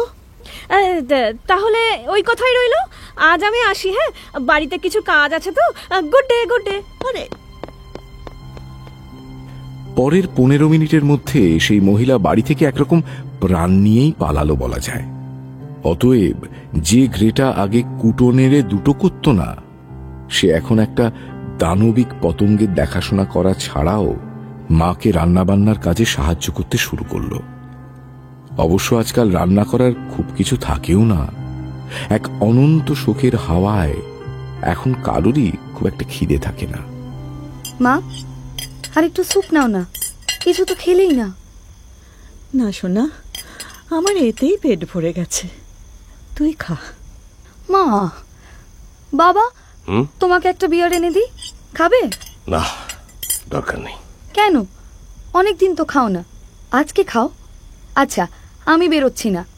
পাশের ফ্ল্যাটের হাউসকিপার আমাকে মাঝে মাঝে এটা সেটা এনে দেয়, ওকেই পাঠাচ্ছি। বললাম তো না। এভাবেই দিন কাটতে লাগলো। রূপান্তরের পর থেকে গ্রেগরকে যে প্রশ্নটা সবচেয়ে বেশি ভাবাতো সেটা হলো এবার সংসারটা চলবে কি করে। 5 বছর আগে যখন বাবার ব্যবসাটা উঠে গেল, সবাই মিলে কি বিপদেই না পড়েছিল। তখনও গ্রেগর সারাক্ষণ কিভাবে কত তাড়াতাড়ি নিজের পরিবারকে এই অসহায় অবস্থা থেকে উদ্ধার করা যায় সেই চিন্তায় অস্থির হয়ে থাকত। ওদের একটু ভালো রাখার জন্যে ও সেই সময় এমন পাগলের মতো কাজ করতে শুরু করেছিল যে প্রায় রাতারাতি প্রমোশন পেয়ে জুনিয়র সেলসম্যান থেকে ট্রাভেলিং রিপ্রেজেন্টেটিভ হয়ে গেল। সেই পদে খাটনি অনেক হলেও রোজগার করার অনেক সুযোগ রয়েছে। গ্রেগর সরাসরি নিজের ব্যক্তিগত সাফল্যকে পারিবারিক স্বাচ্ছন্দ্যে পরিণত করে বাড়ির লোককে সেই সময় চমকে দিয়েছিল। প্রথম প্রথম ওরা খুব খুশি হতো, ছেলেকে নিয়ে হয়তো গর্বও করত। কিন্তু ধীরে ধীরে যত ওর আয় বাড়তে লাগলো ততই পাল্লা দিয়ে বাড়ল দায়িত্ব। সে সবই গ্রেগর সাধ্য মতো পালন করে এসেছে, যদিও বাড়ির লোকের ততদিনে সেটাই অভ্যেস হয়ে গেছে, যেন এটাই ওর করার কথা। অবশ্য গ্রেগরের এতদিন এসব নিয়ে বেশি মাথা ঘামানোর সময় ছিল না। সে তো এতদিন শুধু ঊর্ধ্বশ্বাসে ছুটে বেরিয়েছে। এখন একটা কুৎসিত আর প্রায় অকেজো শরীর নিয়ে প্রিয়জনদের ঘৃণার পাত্র হয়ে বন্ধ ঘরের অন্ধকারে শুয়ে শুয়ে এসব ভাবে। শেষ দিকে একমাত্র বোনের সঙ্গে সম্পর্কটাতেই একটু উত্তাপ বাকি ছিল। বাইরে থেকে কাজ করে ফেরার পর ওই যা একটু লাফিয়ে লাফিয়ে দাদার কাছে আসতো। মা, গ্রেগর এসেছে। উফ, এবারে ফিরতে এতদিন লাগলো যে? অনেক বড় ট্রিপ ছিল বুঝি? আচ্ছা, আমার জন্য কি এনেছিস বল? আর নতুন শহর কেমন ঘুরলি, কি করলি, সব আমায় বল। আরে বাবা, দাঁড়া রে দাঁড়া, আগে তো ঘরে ঢুকতে দে ছেলেটাকে। এই ফিরতে না ফিরতেই গিফটের চিন্তা না? আর আমার গল্প শুনে কিছু বুঝবি তুই? আমি কি বেড়াতে গিয়েছিলাম ওখানে? কাজে গিয়েছিলাম, ঘোরাঘুরির কোনো গল্প নেই। কিছুই আনিসনি তাহলে? সে এনেছি একটা জিনিস, পরে দেখাচ্ছি। না না, পরে না, এখনই দেখবো। দেখা দেখা। আরে এ তো মহা মুশকিল, হাত মুখটা তো ধুতে দিবি নাকি? গ্রেটা, কি হচ্ছেটা কি? বিয়ের বয়স হতে চললো তোর, এখনো এরকম লাফালাফি করলে লোকে ধেরে খুকি বলবে তো। আচ্ছা আচ্ছা ঠিক আছে, তুমি আবার ওকে এর জন্য বকাবকি করো না মা। নিজের বাড়িতে যতদিন আছে একটু ছেলে মানুষই করুক না। এই যে এই দেখ, এই এই এই দেখ, এইটা এনেছি তোর জন্য। ভায়োলিন? মাই গুডনেস, তোর মনে আছে? উমা, গ্রেটার তো একটা ভায়োলিন আছে রে, আবার এত দাম দিয়ে একটা নতুন কিনতে গেলি কেন? না মা, ওটার কাঠটা খুব একটা ভালো ছিল না। গত বর্ষায় একটু বোধহয় খারাপও হয়ে গিয়েছিল। গ্রেটাই বলছিল একদিন। শুধু বোনকে স্পয়েল করা। কি ভালো জিনিসটা রে, thank you so much Gregor. আমি চললাম, এক্ষুনি এটাকে বাজিয়ে দেখতে হবে। আরে আরে চললি কোথায়? আমার ট্যুরের গল্পটা শুনবি না? গ্রেটার ভায়োলিনের হাত বড় ভালো। গ্রেগর যদিও মিউজিকের কিছুই বোঝে না, তবু গ্রেটার বাজানো শুনে ওর মনে হয় মেয়েটা শুধু প্রতিভা নয়, নিজের প্রাণটাও যেন ঢেলে দেয় যন্ত্রের মধ্যে। গ্রেগরের খুব ইচ্ছে ছিল পরের বছর বোনকে জার্মানির সবচেয়ে ভালো মিউজিক স্কুলে পাঠানোর। ওদের আর্থিক অবস্থায় যদিও এসব নিয়ে ভাবা বিলাসিতা, সেটা গ্রেটাও জানে। তাই সেটাকে নিছক একটা অবান্তর স্বপ্নের মতোই ভাবে। বাবা মাও এসব আকাশ কুসুম নিয়ে বেশি জল্পনা করা পছন্দ করে না। কিন্তু এই নিয়ে মজার ছলেও কোনো কথা হলে মেয়েটার মুখে যেভাবে আলো জ্বলে উঠত তা দেখে গ্রেগর নিজের মতো করে সব ব্যবস্থা করা শুরু করে দিয়েছিল। সবকিছু ঠিক থাকলে এবছর ক্রিসমাসেই খুব ঘটা করে ও খবরটা সবাইকে দেবে এমনটাই ঠিক করে রেখেছিল। কিন্তু এখন তো সেসবই। তবে এত হতাশার মধ্যে একটা ভালো খবর পাওয়া গেল। একদিন লিভিং রুমের আলোচনা থেকে গ্রেগর শুনতে পেল বাবার ব্যবসার সময়কার কিছু টাকা পয়সা এখনো ব্যাংকে জমানো আছে। উপরন্তু গ্রেগর এতদিন যা রোজগার করেছে তার প্রায় সবটাই ও বাড়িতে দিয়ে এসেছে, নিজের জন্য খুবই কম রেখেছে। সেই টাকারও অনেকটাই ওরা খরচ করেননি। সব মিলিয়ে মোটামুটি বছর দুয়েক টেনে টুনে চালিয়ে নেওয়ার মতো সংস্থান আছে। ও বাবা, এদের কাছে যে এই গুপ্তধন ছিল তা তো জানা ছিল না।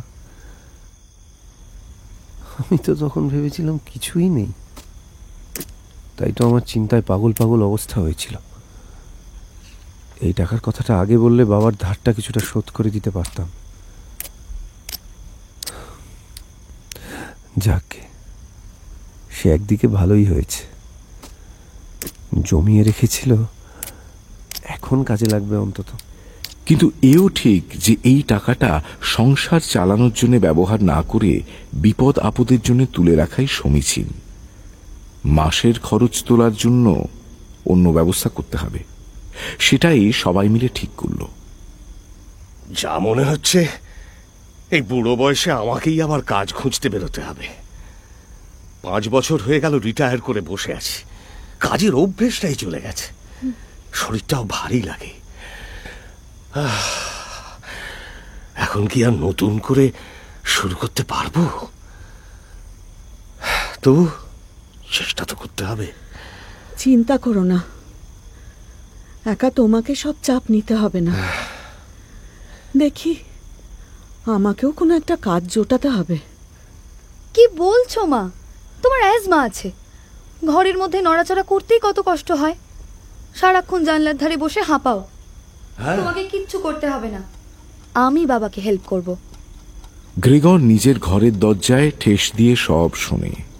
শুনতে শুনতে ওর শরীর শিথিল হয়ে আসে। তখনও সেটাকে ছুঁড়ে দেয় দরজার পাশে রাখা ঠান্ডা সোফার উপর। কি লজ্জা, কি অপরিসীম লজ্জা! এই দিন দেখার জন্যই কি ওর জন্ম হয়েছিল? এমন হীন জীবন আর না রাখতে পারলেই বোধহয় ভালো হতো। মাঝে মাঝে এসে চেয়ারটাকে ঠেলে ঠেলে জানলার কাছে নিয়ে গিয়ে তার উপর উঠে বসে থাকে। প্রথম প্রথম এতে বেশ একটা স্বাধীনতার আনন্দ হতো। এখন এতেও মন খারাপই হয়, কারণ জানলার বাইরের চেনা দৃশ্য শুধু ওর স্মৃতিতেই ধরা দেয়, চোখে নয়। রাস্তার উল্টো দিকে যে বিশাল হসপিটাল বিল্ডিংটা দৃষ্টি আগলে দাঁড়িয়ে থাকতো, যেটা দেখলেই গ্রেগর প্রচন্ড বিরক্ত হতো, সেটা এখন এক অতিকায় ধূসর পর্দার মতো দেখায়। ওদের রাস্তাটার নাম যদিও না জানতো, তাহলে বাইরে তাকিয়ে এমনটা মনে হতেই পারত যে একটা ধুধু প্রান্তর গিয়ে মিশেছে এক ধূসর আকাশে। তবু সে বসে থাকে। গ্রেটা ওর ঘরে এসে দুদিন চেয়ারটাকে জানলার পাশে দেখল। তারপর থেকেই ঘর পরিষ্কার করার পর সে নিজেই চেয়ারটা নিয়ে গিয়ে সেখানে রেখে দিতে শুরু করল। রূপান্তরের 1 মাস পর যখন গ্রেগরের চেহারার সঙ্গে গ্রিটার মোটামুটি অভ্যস্ত হয়ে যাওয়া উচিত, তখন একদিন সে সময়ের একটু আগেই ওর ঘরে ঢুকল। গ্রেগর তখনও জানলার ধারে মনমরা হয়ে বসে। দরজা দিয়ে কেউ ঢুকলে স্পষ্ট দেখতে পাবে ওকে। গ্রেটাও পেল, আর সঙ্গে সঙ্গেই একটাও কথা না বলে দড়াম করে দরজা বন্ধ করে দিয়ে চলে গেল। তুইও গ্রেটা, তুইও আমাকে সহ্য করতে পারছিস না এখনো, এতদিন পরেও? আমি কি এই বাড়ির কেউ নই? আমি কি তোকে ভয় দেখিয়েছি না কামড়ে দিতে গেছি? বেশ, আমি আবার সোফার তলায় চলে যাচ্ছি, তুই ফিরে আয়। সোফার নিচে গ্রেগর প্রায় 1 বেলা বসে রইল অতি কষ্টে। পাছে কখন বোন এসে পড়ে সেই ভয় বেরোল না। বিকেলের দিকে গ্রেটা এলো। অন্য সময়ের চেয়ে তাকে আজ অনেক বেশি সন্ত্রস্ত লাগছে। সোফার তলা থেকে গ্রেগরের শরীরের কিছুটা অংশ বেরিয়ে রয়েছে। স্পষ্ট বোঝা গেল যে মেয়েটা সে দৃশ্য দেখে আবার ছুটে পালিয়ে যাওয়ার অদম্য ইচ্ছেটা অতি কষ্টে সংবরণ করল। এতদিন গ্রেটার মুখে মূলত আতঙ্ক আর বিষণ্ণতাই দেখেছে গ্রেগর। এবার কি তাতে একটু ঘেন্নাও এসে মিশল? এইটুকু অস্বস্তিও যাতে বোনের না হয়, সেজন্য গ্রেগর একদিন পাক্কা 4 ঘন্টা ধরে বিছানার চাদরটা পিঠে করে বয়ে নিয়ে এলো সোফাতে, যাতে সোফার তলায় ঢুকলে ওই বেরিয়ে থাকা অংশটা ঢেকে রাখতে পারে। নে বাবা, হয়েছে এবার শান্তি। এবার নিচে ঝুঁকে পড়লেও আমাকে আর একটু দেখতে হবে না। সে এখন তোর যদি মনে হয় এত বাড়াবাড়ির দরকার নেই, তাহলে তুই না হয় সরিয়ে দিস চাদরটা। আমার কি আর ভালো লাগছে এইভাবে একেবারে নিজেকে সরিয়ে নিতে? মনে মনে হয়তো গ্রেগর সেটাই আশা করেছিল, কিন্তু পরের বার ঘরে এসে গ্রিটা চাদর তো সরালোই না, বরং ওর মুখ দেখে মনে হলো হাঁপ ছেড়ে বেঁচেছে। বেশ, তবে তাই হোক। দিনে দিনে গ্রেগরের একঘেয়েমি আর একাকিত্ব বাড়তেই থাকলো। খেতে ভালো লাগে না, জানলায় গিয়ে বসা যায় না, পাছে কে কখন ঢুকে পড়ে। রাতেও সারাক্ষণ চুপচাপ পড়ে থাকতে ভাল লাগে না। ওইটুকু মেঝেতে কতই বা ঘোরাঘুরি করবে। তাই ইদানিং ও একটা নতুন খেলা শুরু করেছে। সেটা হচ্ছে দেয়াল বেয়ে বেয়ে ওঠা আর সিলিংয়ে গিয়ে উল্টো হয়ে ঝুলে থাকা। বিশেষ করে দ্বিতীয় ব্যাপারটা তো বেশ মজার। মেঝেতে শুয়ে থাকার চেয়ে সিলিংয়ে ঝুলে থাকা যেন অনেক বেশি স্বস্তির। ভালো করে শ্বাস নেওয়া যায়, শরীরটা বেশ ফুরফুর করে, মনটাও খুশি খুশি লাগে। এই অভ্যেসটাও অচিরেই গ্রেটার চোখে পড়ল, কারণ গ্রেগরের চলাফেরার পথে লেগে থাকে ওর পায়ের সেই আঠালো তরল। ব্যাপারটা বুঝে ওর সুবিধের জন্যে গ্রেটার ঠিক করল ঘরের আসবাবপত্র একটু একটু করে সরিয়ে ফেলবে। এবার এই কাজটা তার পক্ষে একা করা সম্ভব নয়, বাবার সাহায্য চাওয়ার সাহস তার নেই। রান্নার মেয়েটা চলে যাওয়ার পরে গ্রেটার সমবয়সী পরিচারিকাটি সাহসের সঙ্গে কাজ চালিয়ে গেছে ঠিকই, কিন্তু এই ব্যাপারে ওকে টানা উচিত হবে না। এমনিতেই সে রান্নাঘরে ছিটকিনি দিয়ে কোনো মতে কাজ সেরে বেরিয়ে যায়। তাহলে বাকি রইল মা। চল চল, আরে আমি আছি তো। তুমি চিন্তা কিসের? তুমি ও ঘরে ঢুকবে? হ্যাঁ। ভয় পাবে না তো? না না থাক, ছাড়ো। তারপর কিছু হলে বাবা আমাকে বকবে। আরে তোর বাবা তো হাঁটতে বেরিয়েছে, এখন ফিরতে সময় লাগবে। তাকে কিছু না জানালেই হলো। ছেলেটার ঘরে কতদিন যাই না রে। যদি দেখতে নাও পারি, এটুকু অন্তত জানবো যে ও একই ঘরে রয়েছে, আমাকে দেখতে পাচ্ছে। ওরও নিশ্চয়ই একটু ভালো লাগবে, বল কি রে? তা লাগবে আমি জানি, কিন্তু ভারী ভারী জিনিস তুলে সরাতে তোমার কষ্ট হবে না? কিচ্ছু হবে না, সব পারবো। তেমন হলে আপাতত শুধু ওই বড় ড্রেসটাই বার করে দিনা হয়, তাতেও তোর একটু হলেও সুবিধা হবে নাকি? আচ্ছা ঠিক আছে, চলো তাহলে। এতদিন পরে মাকে দেখতে পাবে জেনে গ্রেগরের খুব আনন্দ হলো। ও তাড়াতাড়ি সোফার নিচে ঢুকে উদ্গ্রীব হয়ে অপেক্ষা করতে লাগলো। মায়েরও যে খুব উৎসাহ সেটা কথাবার্তা শুনেই বোঝা যাচ্ছে, কিন্তু ওর ঘরের দরজার কাছে আসতে আসতে সেই উৎসাহ যেন একটু একটু করে নিভে গেল। গ্রেগর ভালো করে চাদরটা টেনে নিয়ে এমন এলোমেলো ভাঁজ করে রাখলো যেন দেখলে বোঝাই না যায় ওটা দিয়ে কিছু ঢাকার চেষ্টা করা হয়েছে। আজকে আর ও চাদরের তলা থেকে উঁকিও মারবে না। মা নাই বা দেখতে পেল মায়ের মুখ। মা যে ওর ঘরে আসছে এটাই অনেক। গ্রেটা আগে আগে ঘরে ঢুকে চারদিক সাবধানে দেখে নিল। সব ঠিকই তো লাগছে। মা, তুমি ভেতরে আসতে পারো, গ্রেগরকে কোথাও দেখা যাচ্ছে না। কিন্তু দুজন ছোটখাটো মহিলা কি আর ভারী কাঠের টেবিল অত সহজে সরাতে পারে? অনেকক্ষণ ধরে অনেক টানা টানি ঠেলাঠেলি করেও তারা বিশেষ কিছু করতে পারল না। ধরো ধরো, আরে এই দিকটা ধরো তুমি, ধরো ধরো। ভারী দিকটা ধরে পেছনে হাঁটতে পারবি নাকি? না না, আমাকে ওদিকে দে। উফ, যা বলছি একটু শোনো না মা, তাহলে তাড়াতাড়ি কাজটা মেটে। আচ্ছা, নাও নাও, ঠেলো ওদিক থেকে। 15 মিনিট ধরে এমন কসরত চালানোর পর অবশেষে মা বলল, ছাড়, এ আমাদের কর্ম নয়। তোর বাবা ফেরার আগে এটা বার করতে পারবো বলে তো মনে হচ্ছে না রে। কিন্তু কিন্তু ঘরের মাঝখান থেকে সরিয়ে আবার আগের জায়গায় রেখে দিতে হবে এটাকে, না হলে গ্রেগরের খুব অসুবিধা হবে রে। কিন্তু মা, তাছাড়া ঘরের জিনিসপত্র এইভাবে সরিয়ে নিলে ওর খুব ভালো লাগবে কি? ওই খালি দেওয়ালটা দেখে আমারই বুকটা কেমন হু হু করছে। তাহলে ভাবতো ওর কেমন লাগবে যদি ভাবে যে ওকে নিয়ে আমাদের আর কোনো আশাই নেই।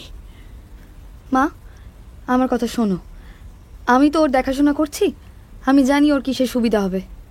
আমার তো মনে হয় শুধু টেবিল কেন, সব ফার্নিচারই আমাদের বের করে নেওয়া উচিত। সোফাটা অবশ্য রাখতেই হবে, বাকিগুলো তো আর কোনো কাজেই লাগছে না, শুধু শুধু পথ আটকে রয়েছে। আর তুমি যা বললে সেভাবে ভাবার মতো অবস্থা ওর আছে কিনা তাও আমরা জানি না। চলো চলো, এটাকে সরাতেই যখন হবে পেছনে না গিয়ে বরং ঘরের বাইরে নিয়ে যাই। চলো চলো।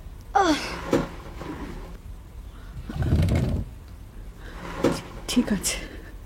মিসেস সামসার কথা না বাড়িয়ে নিজের সাধ্যমতো মেয়েকে সাহায্য করতে লাগলেন, যদিও গ্রেটাই বেশিরভাগ কাজটা করল। এদিকে মায়ের কথাগুলো শুনে গ্রেগরের মনে তখন অন্য চিন্তা শুরু হয়েছে। ও যেন ভুলতে বসেছিল যে ও কিছুদিন আগেও একজন সুস্থ দুপে মানুষ ছিল। এতদিন পরে মায়ের গলার স্পষ্ট আওয়াজ যেন ওর সম্বিত ফেরালো। সত্যি তো, টানা 2 মাস মানুষের সঙ্গে কথা না বলে আমার কি বোধবুদ্ধি সব লোপ পেল? কোন আক্কেলে আমি নিজের ঘর খালি করতে দিচ্ছি? আমি কি গুহাবাসী? এই টেবিলটায় বসে আমার কত স্মৃতি আছে। প্রাইমারি স্কুলে যখন ছিলাম, পড়তে পড়তে মাঝে মাঝে টেবিলটার উপর উঠে বসে থাকতাম। তারপর হাই স্কুলে এই ডেস্কটাতেই অঙ্ক কষেছি। প্রথম চাকরিতে ঢুকে কত হোমওয়ার্ক করেছি এই ডেস্কটায়, আর সেটাকে ওরা ঘর থেকে নিয়ে চলে গেল, আর আমি বসে বসে দেখলাম। আর এই গ্রেটার ব্যাপারটা কি? 2 বেলা খেতে দেয় বলে কি মাথা কিনে নিয়েছে নাকি? এখনো নাক টিপলে দুধ বেরোয়। আমার হয়ে সব কথা কি এখন থেকে ও বলবে? দাঁড়া, দেখাচ্ছি মজা। মা আর গ্রিটা যখন দরজার বাইরে টেবিলটাকে ঠিক জায়গায় সরিয়ে রাখতে ব্যস্ত, তখন গ্রেগর সোফার তলা থেকে বেরিয়ে এলো। কোন জিনিসটাকে সবার আগে ওদের হাত থেকে বাঁচানো দরকার সব ছেড়ে গ্রেগরের চোখ আটকে গেল দেয়ালে ঝোলানো ফটো ফ্রেমটার দিকে, যেটা ও অনেক যত্ন নিয়ে বসে বসে বানিয়েছিল। না, এটাকেও কিছুতেই নিয়ে যেতে দেবে না। যেমন ভাবা তেমন কাজ। গ্রেগর তাড়াতাড়ি দেওয়াল বেয়ে উঠে ছবিটার উপরে গিয়ে বসে সেটাকে পুরোপুরি ঢেকে দিল। ওর গরম পেটে ঠান্ডা কাঁচটা ঠেকে বেশ আরাম লাগছে। দেখি এবার কি করে নিয়ে যায় আমার জিনিস। ওদিকে গ্রেটা মাকে ধরে ধরে আবার ভেতরে নিয়ে আসতে গেল। এবার কোনটা সরানো যায়? মা চলো, আমরা বরং বাইরে থেকে আরেকটু রেস্ট নিয়ে আসি। তোমার তো অনেক ধকল গেছে, বলো। চলো চলো। গ্রেগর মনে মনে ভাবল, খুব বুদ্ধি হয়েছে না মাকে বাইরে বের করে আমাকে ঝাড়ু দিয়ে তাড়ানোর। তা একবার চেষ্টা করে দেখ শুধু। পুঁচকে মেয়ে, তোর মুখের উপর গিয়ে বসলে না, দেখবো এত সাহস কোথায় থাকে। কিন্তু সেটা করার দরকার হলো না, কারণ গ্রেটার কথায় মায়েরও সন্দেহ হয়েছে। কেন? কি হলো? আমি তো ঠিকই আছি। এই যে তুই বললি গ্রেটা, ওটা কি? ওটা কি? ও গড! মা মা মা, গ্রেগর কি করলি তুই এটা? বদলে যাওয়ার পর এই প্রথম বোনের মুখে নিজের নাম শুনল গ্রেগর। কিন্তু সেটা যে এভাবে শুনতে হবে তা সে ভাবেনি। হয়তো ভাবা উচিত ছিল। দেওয়াল থেকে বোকার মতো দেখল মা ওকে দেখে জ্ঞান হারিয়ে সোফার উপর পড়ে গেল। গ্রেটা দৌড়ে পাশের ঘরে চলে গেল, নিশ্চয়ই স্মেলিং সল্ট আর জল নিয়ে আসতে। মা, ও মা, ও মা, সরি সরি মা, আমি তোমাকে ভয় দেখাতে চাইনি মা। সব ভুলে গ্রেগর ছুটল গ্রেটার পেছনে, যদি কোনো সাহায্য করা যায় সেই ভেবে। কিন্তু পাশের ঘরে গিয়ে ওকে বোকার মতো এক পাশে দাঁড়িয়ে থাকতে হলো। গ্রেটা ওষুধপত্র ঘাঁটাঘাঁটি করছিল। প্রথমে ওকে দেখতে পাইনি, কিন্তু পেছন ফিরতেই যথারীতি প্রচন্ড চমকে উঠল। ওর হাত থেকে একটা কাঁচের বোতল পড়ে ভেঙে গেল গ্রেগরেরই মুখের সামনে। আবার এসেছিস তুই? কাঁচের টুকরো ছিটকে গ্রেগরের মুখ কেটে গেল। তার উপর বোতলের ওষুধটা পড়ে সারা মুখ জ্বলতে লাগলো। আবার গ্রেটার পেছন পেছন নিজের ঘরে মায়ের কাছে যেতে গেলে গ্রেটা মুখের ওপর দড়াম করে দরজা বন্ধ করে দিল। Stay away from us, you devil! কয়েক মিনিটের ঝড় হঠাৎ করেই শান্ত হয়ে গেল, আর গ্রেগর আটকে রইল বাইরে। না, রাগের মাথায় কাজটা খুবই খারাপ হয়ে গেল। তবে গ্রেটারও যথেষ্ট দোষ আছে। খুব বাঁদর হয়েছে মেয়েটা। একবার গ্রেগরের ইচ্ছে হলো ভেজানো দরজাটা খুলে বোনকে তাড়ায় ঘর থেকে, কিন্তু এখন ওর মায়ের কাছে থাকাটা দরকার। আচ্ছা, মা কি মরে যাবে? না না, দূর, এইটুকুতেই কেউ মরে নাকি? কিন্তু মা তো আগে থেকেই বেশ অসুস্থ। 7-5 ভাবতে ভাবতে গ্রেগর অস্থির হয়ে ঘরময় ঘুরে বেড়াতে লাগলো। মেঝেতে, দেওয়ালে, সিলিংয়ে, তারপর মাথা ঘুরে ধপ করে পড়ল একেবারে ডিনার টেবিলের মাঝখানে। সেখানেই খানিকক্ষণ চুপচাপ পড়ে রইল। কোথাও কোনো শব্দ নেই। বেশ ভালো লাগছে। ভাগ্যিস রান্নার মেয়েটা রান্নাঘরের দরজা আটকে রেখে কাজ করে, না হলে এক্ষুনি আবার একটা কাণ্ড হতো। কিন্তু এই শান্তি বেশিক্ষণ রইল না। বাইরের দরজায় বেল বাজল। বোধহয় বাবা ফিরেছেন। গ্রেটা গ্রেগরের ঘর থেকে বেরিয়ে দরজা খুলেই বাবার বুকে মুখ গুঁজে দিল। কি ব্যাপার মা, কিছু হয়েছে নাকি? তোকে এরকম দেখাচ্ছে কেন? মা অজ্ঞান হয়ে গেছে বাবা। গ্রেগর ঘর থেকে বেরিয়ে এসেছে। ব্যাস, আর কি? পই পই করে বলেছিলাম সাবধানে না থাকলে এরকম একটা কিছু হবেই হবে। তোরা তো আমার কথা শুনবি না।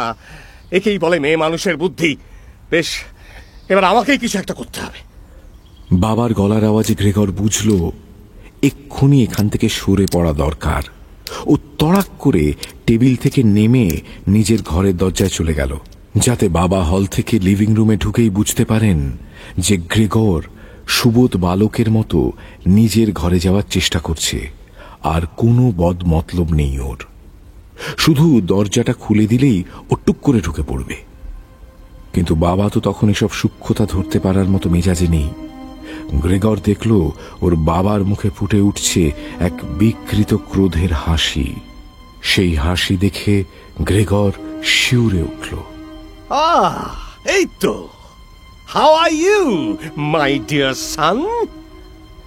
নিজের চোখে গ্রেগর বিশ্বাস করতে পারছিল না। এই কি ওর সেই বাবা যিনি গত 5 বছরের বেশিরভাগ সময়টাই শুয়ে বসে কাটিয়েছেন? কালে ভদ্রে কখনো সবাই মিলে বেরোলে যিনি সব সময় সবার থেকে পিছিয়ে পড়তেন? হাঁটু আর কোমরের ব্যথায় যিনি লাঠি নিয়ে চলতে শুরু করেছিলেন? এখন গ্রেগরের সামনে যিনি দাঁড়িয়ে আছেন সোজা হয়ে, তিনি একজন শক্তিশালী পুরুষ। সোনালী বোতামওয়ালা নীল ইউনিফর্মে তাকে কি চমৎকার দেখাচ্ছে। বাবার কোটের উঁচু কলারের ফাঁক দিয়ে দেখা যাচ্ছে তার দৃঢ় চোয়াল। মোটা ভুরুর নিচে 2 চোখে যেন ঝলকাচ্ছে দ্বিতীয় যৌবনের দীপ্তি ও সতর্কতা। উস্কো খুস্কো সাদা চুল আজ সুন্দর পাট পাট করে আঁচড়ানো। সম্ভবত তিনি কোনো এক ব্যাংকে ছোটখাটো কোনো কাজে ঢুকেছেন। ইউনিফর্ম আর টুপির মনোগ্রাম দেখে গ্রেগরের এবার তাই মনে হলো। বাবা পকেটে হাত দিয়ে দৃঢ় পায়ে ওর দিকে এগিয়ে আসতে লাগলেন। ওর বুকটাও কত বড় লাগছে। গ্রেগর ভয়ে অন্যদিকে একটু সরে গেল। তখন বাবা আবার সেদিকে ফিরে এগিয়ে এলেন কয়েক পা। এইভাবে কিছুক্ষণ চোর পুলিশ খেলার পর গ্রেগরের হাঁপ ধরতে লাগলো। আর তখনই ওর প্রায় গা ঘেঁষে একটা গোল মতো কিছু উড়ে এসে মেঝেতে পড়ায় ও চমকে উঠল। একটা আপেল। বাবা টেবিল থেকে ফলের ঝুড়িটা তুলে নিয়ে গ্রেগরের দিকে তাক করে আপেল ছুঁড়ছেন। বাবা, কি করছো তুমি? স্কাউন্ড্রেল, এই দিনটা দেখার জন্য তোকে জন্ম দিয়েছিলাম। এইভাবে বাপের মুখ উজ্জ্বল করা হচ্ছে, হ্যাঁ? আজ তোরই একদিন কি আমারই একদিন। একটা আপেল গ্রেগরের পিঠ বেয়ে গড়িয়ে গেল। সেটার গতিতে বোধহয় বেশি জোর ছিল না, কিন্তু তার পরেরটা সরাসরি এসে ওর পিঠে শুধু লাগলোই না, শরীরের ভেতরে খানিকটা ঢুকে গিয়ে আটকে রইল। প্রচন্ড যন্ত্রণায়, বিস্ময়ে, দুঃখে ও স্থির হয়ে গেল। ও খুব করে চাইল এই কুৎসিত শরীরটা কোনো মতে টেনে হিঁচড়ে তাড়াতাড়ি সকলের চোখের আড়ালে চলে যেতে, নিশ্চিহ্ন হয়ে যেতে, কিন্তু ওকে যেন কেউ পেরেক দিয়ে মাটিতে গেঁথে দিয়েছে। এদিকে বাবার আক্রমণ তখনও চলেই যাচ্ছে। গ্রেগর বাচ্চা ছেলের মতো টুকরে কেঁদে উঠতে চাইল, বলতে চাইল, বাবা, বাবা আমায় আর মেরো না বাবা, বাবা আমি আর করবো না বাবা, প্রমিস বাবা, বাবা আমি তো কাউকে ভয় দেখাতে চাইনি বাবা, কারো ক্ষতি করতে চাইনি। তোমরা কেন এরকম করছো আমার সঙ্গে? কেন এত এত ঘেন্না করো আমাকে? প্লিজ প্লিজ প্লিজ বেরো না বাবা, বাবা আমার বড্ড লাগছে বাবা, বাবা আমি মরে যাব, মরে যাব। কিন্তু গ্রেগরের গলা দিয়ে একটা বোবা কিচকিচ শব্দ ছাড়া আর কিছুই বেরোল না। জ্ঞান হারানোর আগে ও দেখল ওর ঘর থেকে আলু থালু কাপড়ে মা বেরিয়ে এসে বাবাকে পেছন থেকে জড়িয়ে ধরে ছেলের প্রাণ ভিক্ষা করছে। ছেড়ে দাও, ছেড়ে দাও ওকে, ছেড়ে দাও, মেরো না, আর মেরো না। He's our son, our little boy. মেরো না।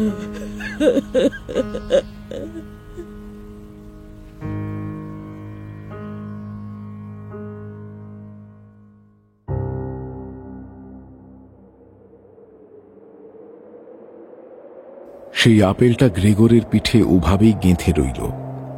কারোর সাহস হল না সেটাকে টেনে বের করার। চলাফেরার ক্ষমতা প্রায় পুরোপুরি লোপ পেয়েছে, আর ফিরবে বলে মনে হয় না। মেঝেতেই দুপা হাঁটতে কষ্ট হয়, দেওয়ালে বা সিলিংয়ে ঘুরে বেড়ানোর তো কোনো প্রশ্নই নেই। এই অবস্থায় প্রায় 1 মাসের বেশি কেটে যাওয়ার পর মিস্টার সামসারও হয়তো একটু দয়া হলো। হাজার হোক পরিবারের একজন সদস্য বলে কথা। তাই এখন সন্ধেবেলাগুলো গ্রেগরের ঘর থেকে লিভিং রুমে যাওয়ার দরজাটা হাট করে খোলা থাকে। নিজের ঘরের অন্ধকারে বসে বসে ও বাড়ির বাকিদের দেখে, যদিও ওকে কেউ দেখতে পায় না। তাদের কথা শোনার জন্য এখন ওকে আর আড়ি পাততে হয় না। যদিও এখন আর শোনার মতো খুব একটা কথাও কেউ বলে না।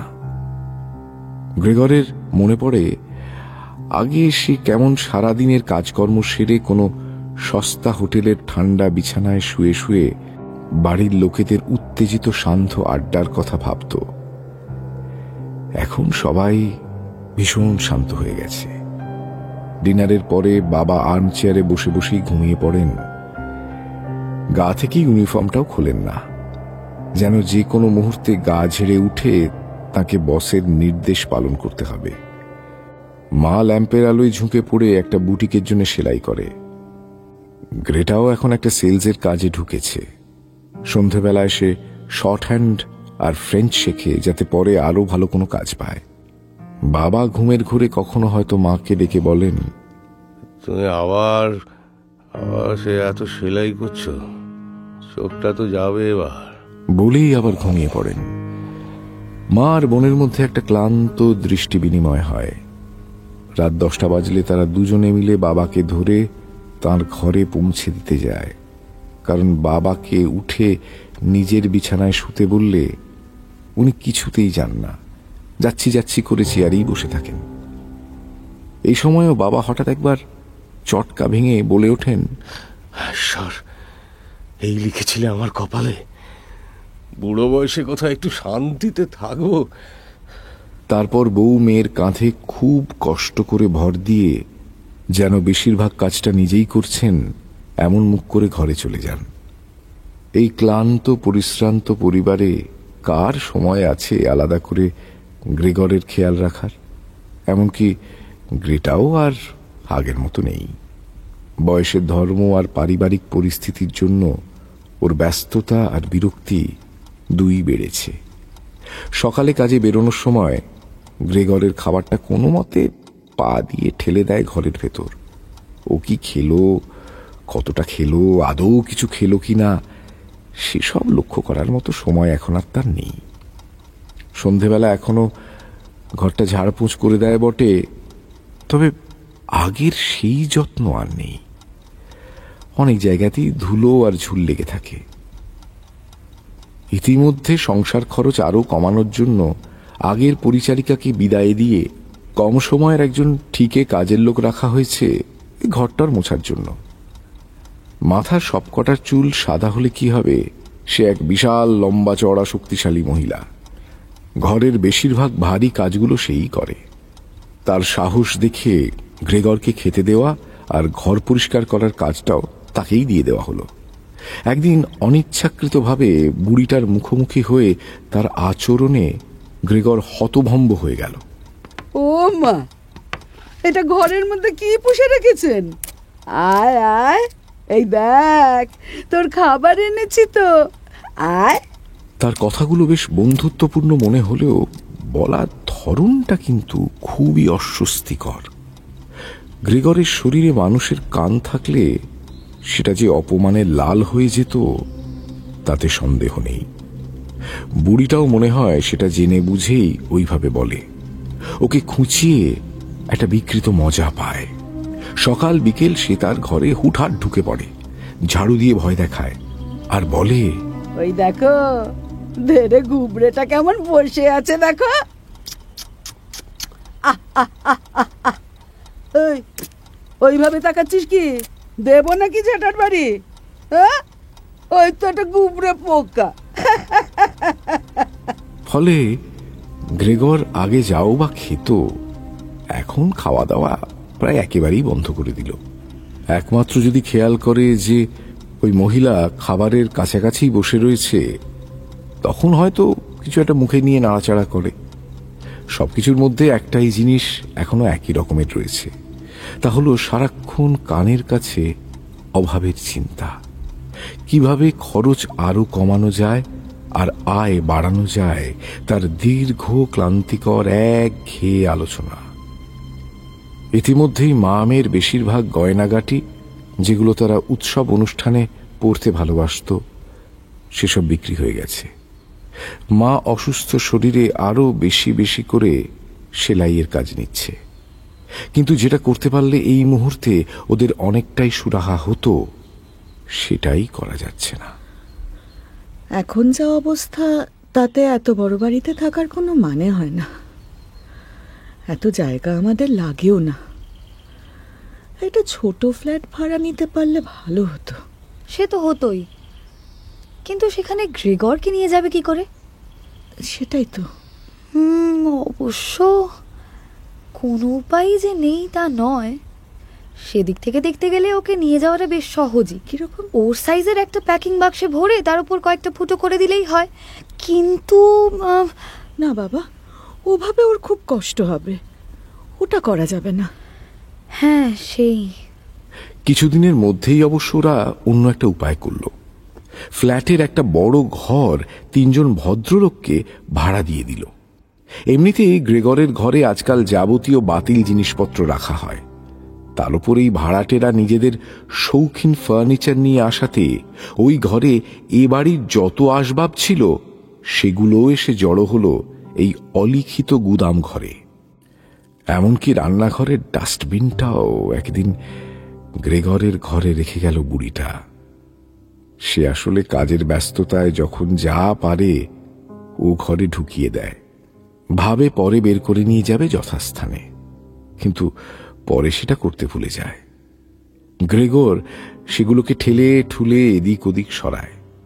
প্রথম প্রথম সরাতো ওর চলাফেরার জায়গা হতো না বলে, এখন এতে ওর মজাই লাগে। কিন্তু কিছুক্ষণ এরকম করার পরেই ওকে গ্রাস করে তীব্র ক্লান্তি আর হতাশা। পরের বেশ কয়েক ঘন্টাও মরার মতো পড়ে থাকে। যে তিনজন ঘর ভাড়া নিয়েছে তারা খাওয়া দাওয়াটা লিভিং রুমেই করে, তাই এখন সন্ধেবেলা গ্রেগরের ঘরের দরজা আবার বন্ধ থাকে আগের মতো। এখন আর ওর কিছু যায় আসে না তাতে। অন্ধের কি বা দিন কি বা রাত। একদিন অবশ্য কাজের লোক দরজাটা বন্ধ করতে ভুলে গিয়েছিল। সেদিন সন্ধেবেলা দরজার ফাঁক দিয়ে গ্রেগর দেখল যেখানে সে আগে খেতে বসত সেখানেই বসেছে তিন ভাড়াটে। মা আর বোন খুব তৎপরতার সঙ্গে তাদের খাবার সার্ভ করছে, যেন এটা একটা হোটেল আর লোকগুলো ওদের গেস্ট। গ্রেগরের মনে হলো বাড়ির লোকেদের কেমন যেন ভৃত্য সুলভ আচরণ, আর ওই লোকগুলো তেমনই না কুচু। খাবারটা দেখতে তো ভালোই হয়েছে, কিন্তু মাংসটা ঠিক মতো সেদ্ধ হয়েছে কি? দেখি ফোকটা দাও তো। হে, এই নাও। ম্যাশড পোটেটোতে বোধহয় আর একটু বাটার দেওয়া উচিত ছিল মিসেস সামসা। আচ্ছা, আমি এক্ষুনি নিয়ে আসছি। ভালো ভালো, তবে আরো ভালো হতে পারত। ঠিক তাই। এদিকে খেলো কিন্তু তারা বেশ চেটে পুটেই। তাদের চিবনোর শব্দে গ্রেগরের মনে হলো তারা যেন বলছে, এই দেখ, এইভাবে দাঁত দিয়ে চিবিয়ে চিবিয়ে খেতে হয়। তোর তো দাঁতই নেই। তোর মায়ের হাতের রান্না সব আমরা খাবো, তুই কিচ্ছু পাবি না, শুধু বসে বসে দেখবি। হ্যাঁ, খাওয়া দাওয়ার পরে লোকগুলো ওখানেই বসে বিজ্ঞের মতো দাড়িতে হাত বুলিয়ে সিগার খেতে খেতে পেপার পড়তে লাগলো। এই সময় গ্রেটার ঘর থেকে ভেসে এলো ভায়োলিনের শব্দ। কতদিন পর। নতুন ভায়োলিনটা কিনে দেওয়ার পর থেকে তো বেচারি এত গন্ডগোলের মধ্যে ভালো করে বাজাতেই পারিনি। গ্রেটা, বাজা বাজা, একটু শুনি। বাজনা শুনে বিদ্যে বোঝাই বাবুমশাইরা সব নড়ে চড়ে বসলেন। ততক্ষণে মিস্টার সামসাও বাড়ি চলে এসেছেন। তিনি বিনীতভাবে হাত কচলে বললেন, আমার মেয়ের প্র্যাকটিসে কি আপনাদের কোনো অসুবিধে হচ্ছে জেন্টলম্যান? তেমন হলে আমি কিন্তু এক্ষুনি ওকে থামিয়ে দিচ্ছি, কোনো অসুবিধে নেই। না না না না, ইটস কোয়াইট অল রাইট। বেশ ভালোই তো লাগছে। আপনি বরং ইয়াং মিস সামসাকে এ ঘরে এসে বাজাতে বলুন। হ্যাঁ, অডিয়েন্স ছাড়া কি আর গান বাজনা জমে? হ্যাঁ, তোমরা কি বলো? হ্যাঁ, ঠিকই তো। বটেই তো বটেই তো বটেই তো। আচ্ছা। অতএব গ্রেটা লিভিং রুমে বেরিয়ে এসে সবার সামনে বাজাতে লাগলো। সেই সুরের মূর্ছনা শুনে গ্রেগরের মনে হলো গ্রেটা যেন এই ক্লেদাক্ত ক্লান্তিকর পরিবেশ থেকে পালিয়ে যেতে চাইছে বহু দূরে, আবার একই সঙ্গে কি যেন এক মায়ায় নিজেকে ডুবিয়ে দিচ্ছে গভীর বিষাদে। এ কি গ্রেটার গান না গ্রেগরের? ছড়ের এক একটা টানে যেন গ্রেগরের বুকের ভেতরে এক একটা করে তার বেজে উঠল। গুদাম ঘরের ঝুলকালি মেখে নিজের বিভৎস শরীরটা নিয়ে ও নিজের অজান্তেই একটু একটু করে এগিয়ে এলো দরজার দিকে। এদিকে যাদের অনুরোধে বাজানো তাদের প্রতিক্রিয়া কিন্তু অন্যরকম। প্রথম দিকে তারা দু পকেটে হাত দিয়ে গম্ভীর মুখে গ্রিটার খুব কাছে এসে দাঁড়ালো, উঁকি মেরে দেখতে লাগলো স্ট্যান্ডে আটকানো নোটেশনটা। তাতে মিউজিশিয়ানের যে খুবই অস্বস্তি হলো তা বলাই বাহুল্য। তারপর খুব খানিক দাড়ি চুলকে মাথা টাথা নেড়ে তারা জানলার দিকে সরে গিয়ে নিজেদের মধ্যে গুজগুজ করে গল্প করতে লাগলো। সিগারের ধোঁয়ার আড়ালে তাদের ঠোঁটে বিদ্রুপের হাসি আর গ্রেটার চোখে অপমানের আঁচ দেখে গ্রেগরের মাথাতেও আগুন জ্বলে গেল। ও আর থাকতে না পেরে দরজা দিয়ে কিছুটা বেরিয়ে এসে বলে উঠতে চাইল, থাম থাম গ্রেটা, এরা তোর প্রতিভা বুঝবে না। তুই আমার ঘরে এসে বাজাবি এবার থেকে, আমি শুনবো। হ্যাঁ, আমি জানি তোরা আমাকে আর মানুষ বলে ভাবিস না, কিন্তু আমি যদি মানুষ নাই হই, তাহলে গান শুনে আমার বুকের ভিতরে এরকম তোলপাড় করছে কেন? কোনো পোকামাকড়ির কি এমন হয়? তোর কোনো চিন্তা নেই, আমি তোকে মিউজিক স্কুলে পাঠাবো। এই ক্রিসমাসেই তোকে আমি খবরটা ক্রিসমাস? আচ্ছা, ক্রিসমাস কি এসে চলেও গেছে? এরপর কি হলো তা বলাই বাহুল্য। ভায়োলিন থেমে গেল। বাবা মা ব্যস্ত হয়ে পড়লেন ভাড়াটেদের শান্ত করে নিজেদের ঘরে পাঠিয়ে দিতে, কিন্তু তাদের শান্ত করার কিছু ছিল না। তারা বেশ মজাই পেয়েছে বলে মনে হলো। Oh my. Gentleman, this site was not meant for you. Kindly আপনারা কিছু মনে করবেন না। অনেক রাত হয়েছে, আপনারা বরং শুতে যান। কোনো ভয় নেই, ও কিছু করবে না। কিচ্ছু করবে না ও। He is harmless, absolutely harmless. না, ভয়ের কি আছে? আপনাদের দৌলতে আজ এক আজব জিনিস দেখতে পেলাম। ইনফ্যাক্ট আপনার মেয়ের মিউজিকের থেকে অনেক বেশি এন্টারটেইনিং। আচ্ছা, কোথায় পেলেন এই পোকাটাকে? মিস্টার, আই ইনসিস্ট, প্লিজ আপনারা ঘরে ফিরে যান। চলুন। এখন এই বিষয়ে আপনাদের মাথা ঘামানোর কোনো দরকার নেই। চলুন। এই কি গায়ে হাত দিচ্ছেন কেন? আপনি তো আচ্ছা ছোট লোক মশাই। আর এতদিন এই নোংরা পোকাটার সঙ্গে একই বাড়িতে আমাদের থাকতে হলো, সেটা ভাবো। সত্যিই তো। হ্যাঁ, ট্রুলি শেমলেস। ইয়েস মিস্টার সামসা, আশা করি আপনি বুঝতে পারছেন যে এ বাড়িতে আর একদিনও থাকা আমাদের পক্ষে সম্ভব হবে না। কালই আমরা বেরিয়ে যাব, আর যে কদিন থেকেছি তার টাকাটাও আপনি পাবেন না। ওটা আমাদের ক্ষতিপূরণ বলে ধরে নিন। হ্যাঁ, কি বলছেন? গটমট করে ঘরে ঢুকে সশব্দে দরজা বন্ধ করে দিল ভাড়াটেরা। বাবা দুহাতে মুখ ঢেকে ধপ করে চেয়ারে বসে পড়লেন। গ্রেটা ভায়োলিনটা মায়ের কোলে রেখে দিয়েছিল। মায়ের কাঁপা কাঁপা হাত থেকে সেটাও পড়ে যায় মাটিতে। গ্রেগর এক চুলো না নড়ে অপেক্ষা করতে লাগলো নতুন কোন পদ্ধতিতে ওকে শাস্তি দেওয়া হয় তা দেখার জন্য। সবার আগে চটক ভাঙল গ্রেটার। এভাবে চলতে পারে না। বাবা মা, তোমাদের কি মনে হয় আমি জানি না? আমি অন্তত এইভাবে আর বেঁচে থাকতে পারছি না। এই রাক্ষসটাকে আমি আমার দাদা বলে আর মনে করতে চাই না। ওটাকে যেভাবে হোক দূর করো, না হলে আমরা কেউ বাঁচবো না। ইতিমধ্যে অনেক ধৈর্যের পরীক্ষা আমরা দিয়ে ফেলেছি। মানুষের পক্ষে যা যা করা সম্ভব সবই করেছি ওর জন্য। এরপর একটু নিজেদের মতো ভালো থাকতে চাইলে আমার মনে হয় না তাতে কোনো অন্যায় হবে। ঠিকই বলেছিস। মা শূন্য চোখে কিছুক্ষণ নিজের হাতের দিকে তাকিয়ে রইলেন, তারপর কাশতে শুরু করলেন। গ্রেটা মায়ের কপালে হাত রেখে আবার বলল, সারাদিন বাইরে গাধার খাটনি খেটে বাড়িতে এসে আবার এই অশান্তি আমার আর ভালো লাগছে না। আমি আর পারছি না বাবা। গ্রেটা, জানি তোমাদের বুক ভেঙে যাবে, তাও বলছি ওই পোকাটাকে এবার বিদায় করো। হ্যাঁ, এবার বিদায় করতেই হবে। কিন্তু কি করে করব? তাও যদি আমাদের কথাবার্তাও কিছুটা বুঝতো, একটু যদি বুঝতে পারতো, তাহলে না হয় কথা বলে একটা সিদ্ধান্তে আসা যেত। তুলে নিয়ে বাইরে ফেলে আসতে হবে, ব্যাস, এটাই একমাত্র উপায়। তোমরা এবার এই ধারণাটা মাথা থেকে বের করো যে ওটা গ্রেগর। হ্যাঁ? কোনো দিক থেকে ওটা আমার দাদা হতে পারে না।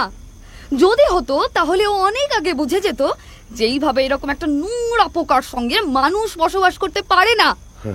আর সেটা বুঝে ও স্বেচ্ছায় আমাদের রেহাই দিয়ে চলে যেত। হ্যাঁ, আমি আমার দাদাকে হারাতাম, তোমরাও হয়তো তোমাদের ছেলেকে হারাতে, কিন্তু ওর প্রতি সম্মানটা অন্তত বজায় থাকতো। এখন তো স্পষ্ট বোঝা যাচ্ছে ওই পোকাটা নিজেই সারা বাড়ি দখল করে থাকতে চাইছে, কাউকেও টিকতে দেবে না এখানে। দেখো দেখো, আর নড়াচড়া করছে বিশ্রী প্রাণীটা। কিন্তু গ্রেগরের কাউকে ভয় দেখানোর কোনো ইচ্ছে নেই, বোনকে তো নয়ই। ও শুধু নিজের ঘরের দিকে ফেরার চেষ্টা করছে।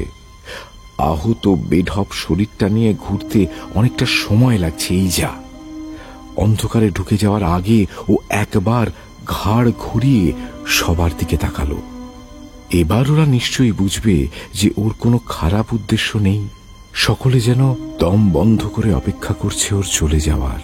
আর একটুখানি দাঁড়াও তোমরা, আর একটু সহ্য করো, একটু। আমি যাচ্ছি, আর চলেই যাচ্ছে। ঘরে ঢুকে গ্রেগর দেখল আরও একেবারেই নড়তে পারছে না। তবে তাতে অবাক হওয়ারও কিছু নেই, বরং এতদিন যে কিভাবে এই সরু সরু দুসারি পায়ে ভর দিয়ে হেঁটে চলে বেরিয়েছে সেটাই বিস্ময়কর। এখন গ্রেগরের বেশ আরাম লাগছে, সারা শরীরে অসহ্য যন্ত্রণা, কিন্তু সেটা খুব তাড়াতাড়ি কমতে কমতে একেবারে মিলিয়ে যাবে ও বুঝতে পারছে। পিঠে আটকে থাকা পচা আপেল আর তার চারপাশের দগদগে ঘাটার উপস্থিতি এখন আর টের পাওয়া যাচ্ছে না আলাদা করে। গ্রেগর আরেকবার ভাবল বাড়ির সকলের কথা, সকলের সঙ্গে ওর সম্পর্কের কথা, হারিয়ে যাওয়া একটা সময়ের কথা। সত্যি ওর চলে যাওয়া উচিত। গ্রেটার থেকেও বেশি করে ওর নিজেরই তাই মনে হয়। উদাস হয়ে সব ভাবতে ভাবতেই শহরের ক্লক টাওয়ারে 3টে বাজল। জানলার বাইরে অল্প অল্প আলো ফুটে উঠল। পরম শান্তিতে গ্রেগরের মাথা ঝুঁকে পড়ল মেঝের দিকে।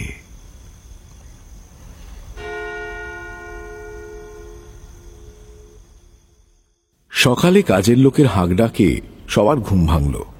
ম্যাডাম, স্যার, এইদিকে আসুন, এইদিকে আসুন, দেখুন কি হয়েছে। এই দেখুন, আপনাদের পুষ্টিত দেহ রেখেছে। মা, একেবারে মরে কাঠ হয়ে গেছে। কি বলছো? মরে গেছে? তবে আর বলছি কি, এই দেখুন, এদিকে আসুন, দেখুন। কই কই দেখি। বুড়িটা তার ঝাড়ু দিয়ে গ্রেগরের দেহটাকে ঠেলে উল্টো দিকে দেওয়ালে পাঠিয়ে দিল। কোনো সাড়া নেই।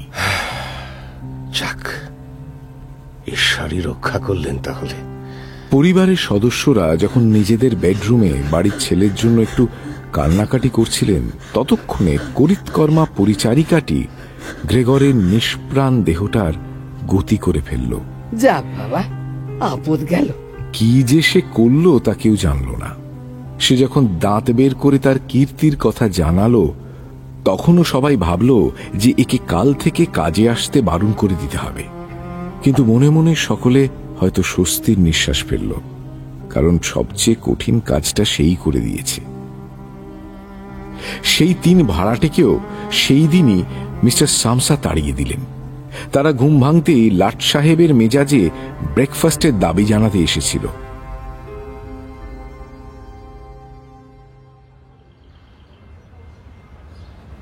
সব ঝামেলা মিটিয়ে অবশেষে প্রায় 1 বছর পরে বউ মেয়েকে নিয়ে বেড়াতে বেরোলেন মিস্টার সামসা। বাইরের হাওয়ায় তখন বসন্তের ছোঁয়া। নরম রোদ গায়ে মেখে ট্রামে করে শহরের বাইরে যেতে যেতে তারা ভবিষ্যতের আলোচনা করতে লাগলেন। আরে গ্রেটা, তুই এই চাকরিটা করে কত যেন পাচ্ছিস? আহামরি কিছু নয়, তবে প্রথম চাকরি হিসেবে ঠিকই আছে। হ্যাঁ, ঠিকই আছে। এবার যেটা করতে হবে সেটা হলো একটা নতুন বাড়ি দেখা। হ্যাঁ, 3 জনেই এখন কাজ করি। এর উপর বাড়ি ভাড়ার টাকাটা কিছু কমাতে পারলে অনেকটাই সুবিধা হবে। হ্যাঁ, ঠিক বলেছ।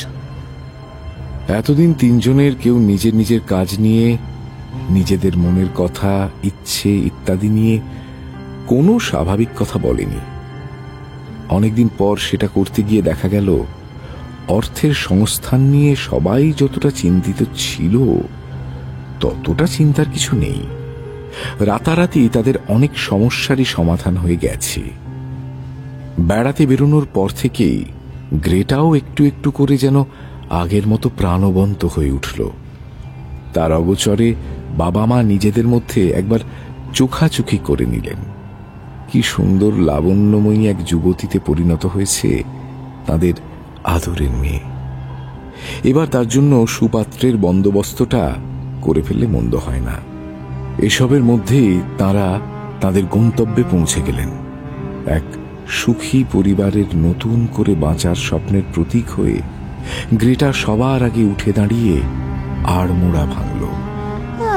তার তরুণ শরীরে খেলে যাচ্ছে এক নতুন সূর্যের আলো।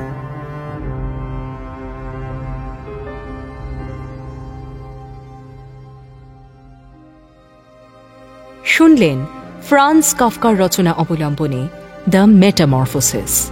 পুনর্কথন শতাব্দী ভট্টাচার্য, নির্দেশনা তমালী চৌধুরী।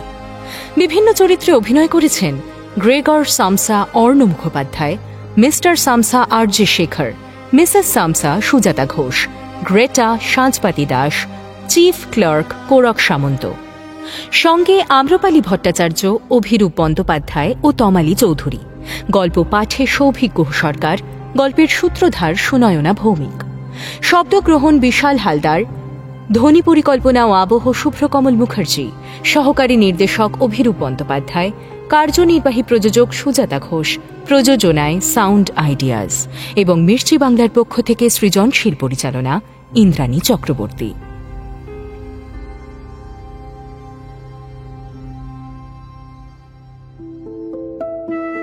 মির্চি ফ্রাইডে ক্লাসিক্সে শুনুন বাংলায় বিশ্বসেরা। প্রতি মাসের দ্বিতীয় ও চতুর্থ শুক্রবার বিশ্বের খ্যাতনামা সাহিত্যিকদের গল্প ও নাটক দিয়ে সেজে ওঠে মির্চি ফ্রাইডে ক্লাসিক্স।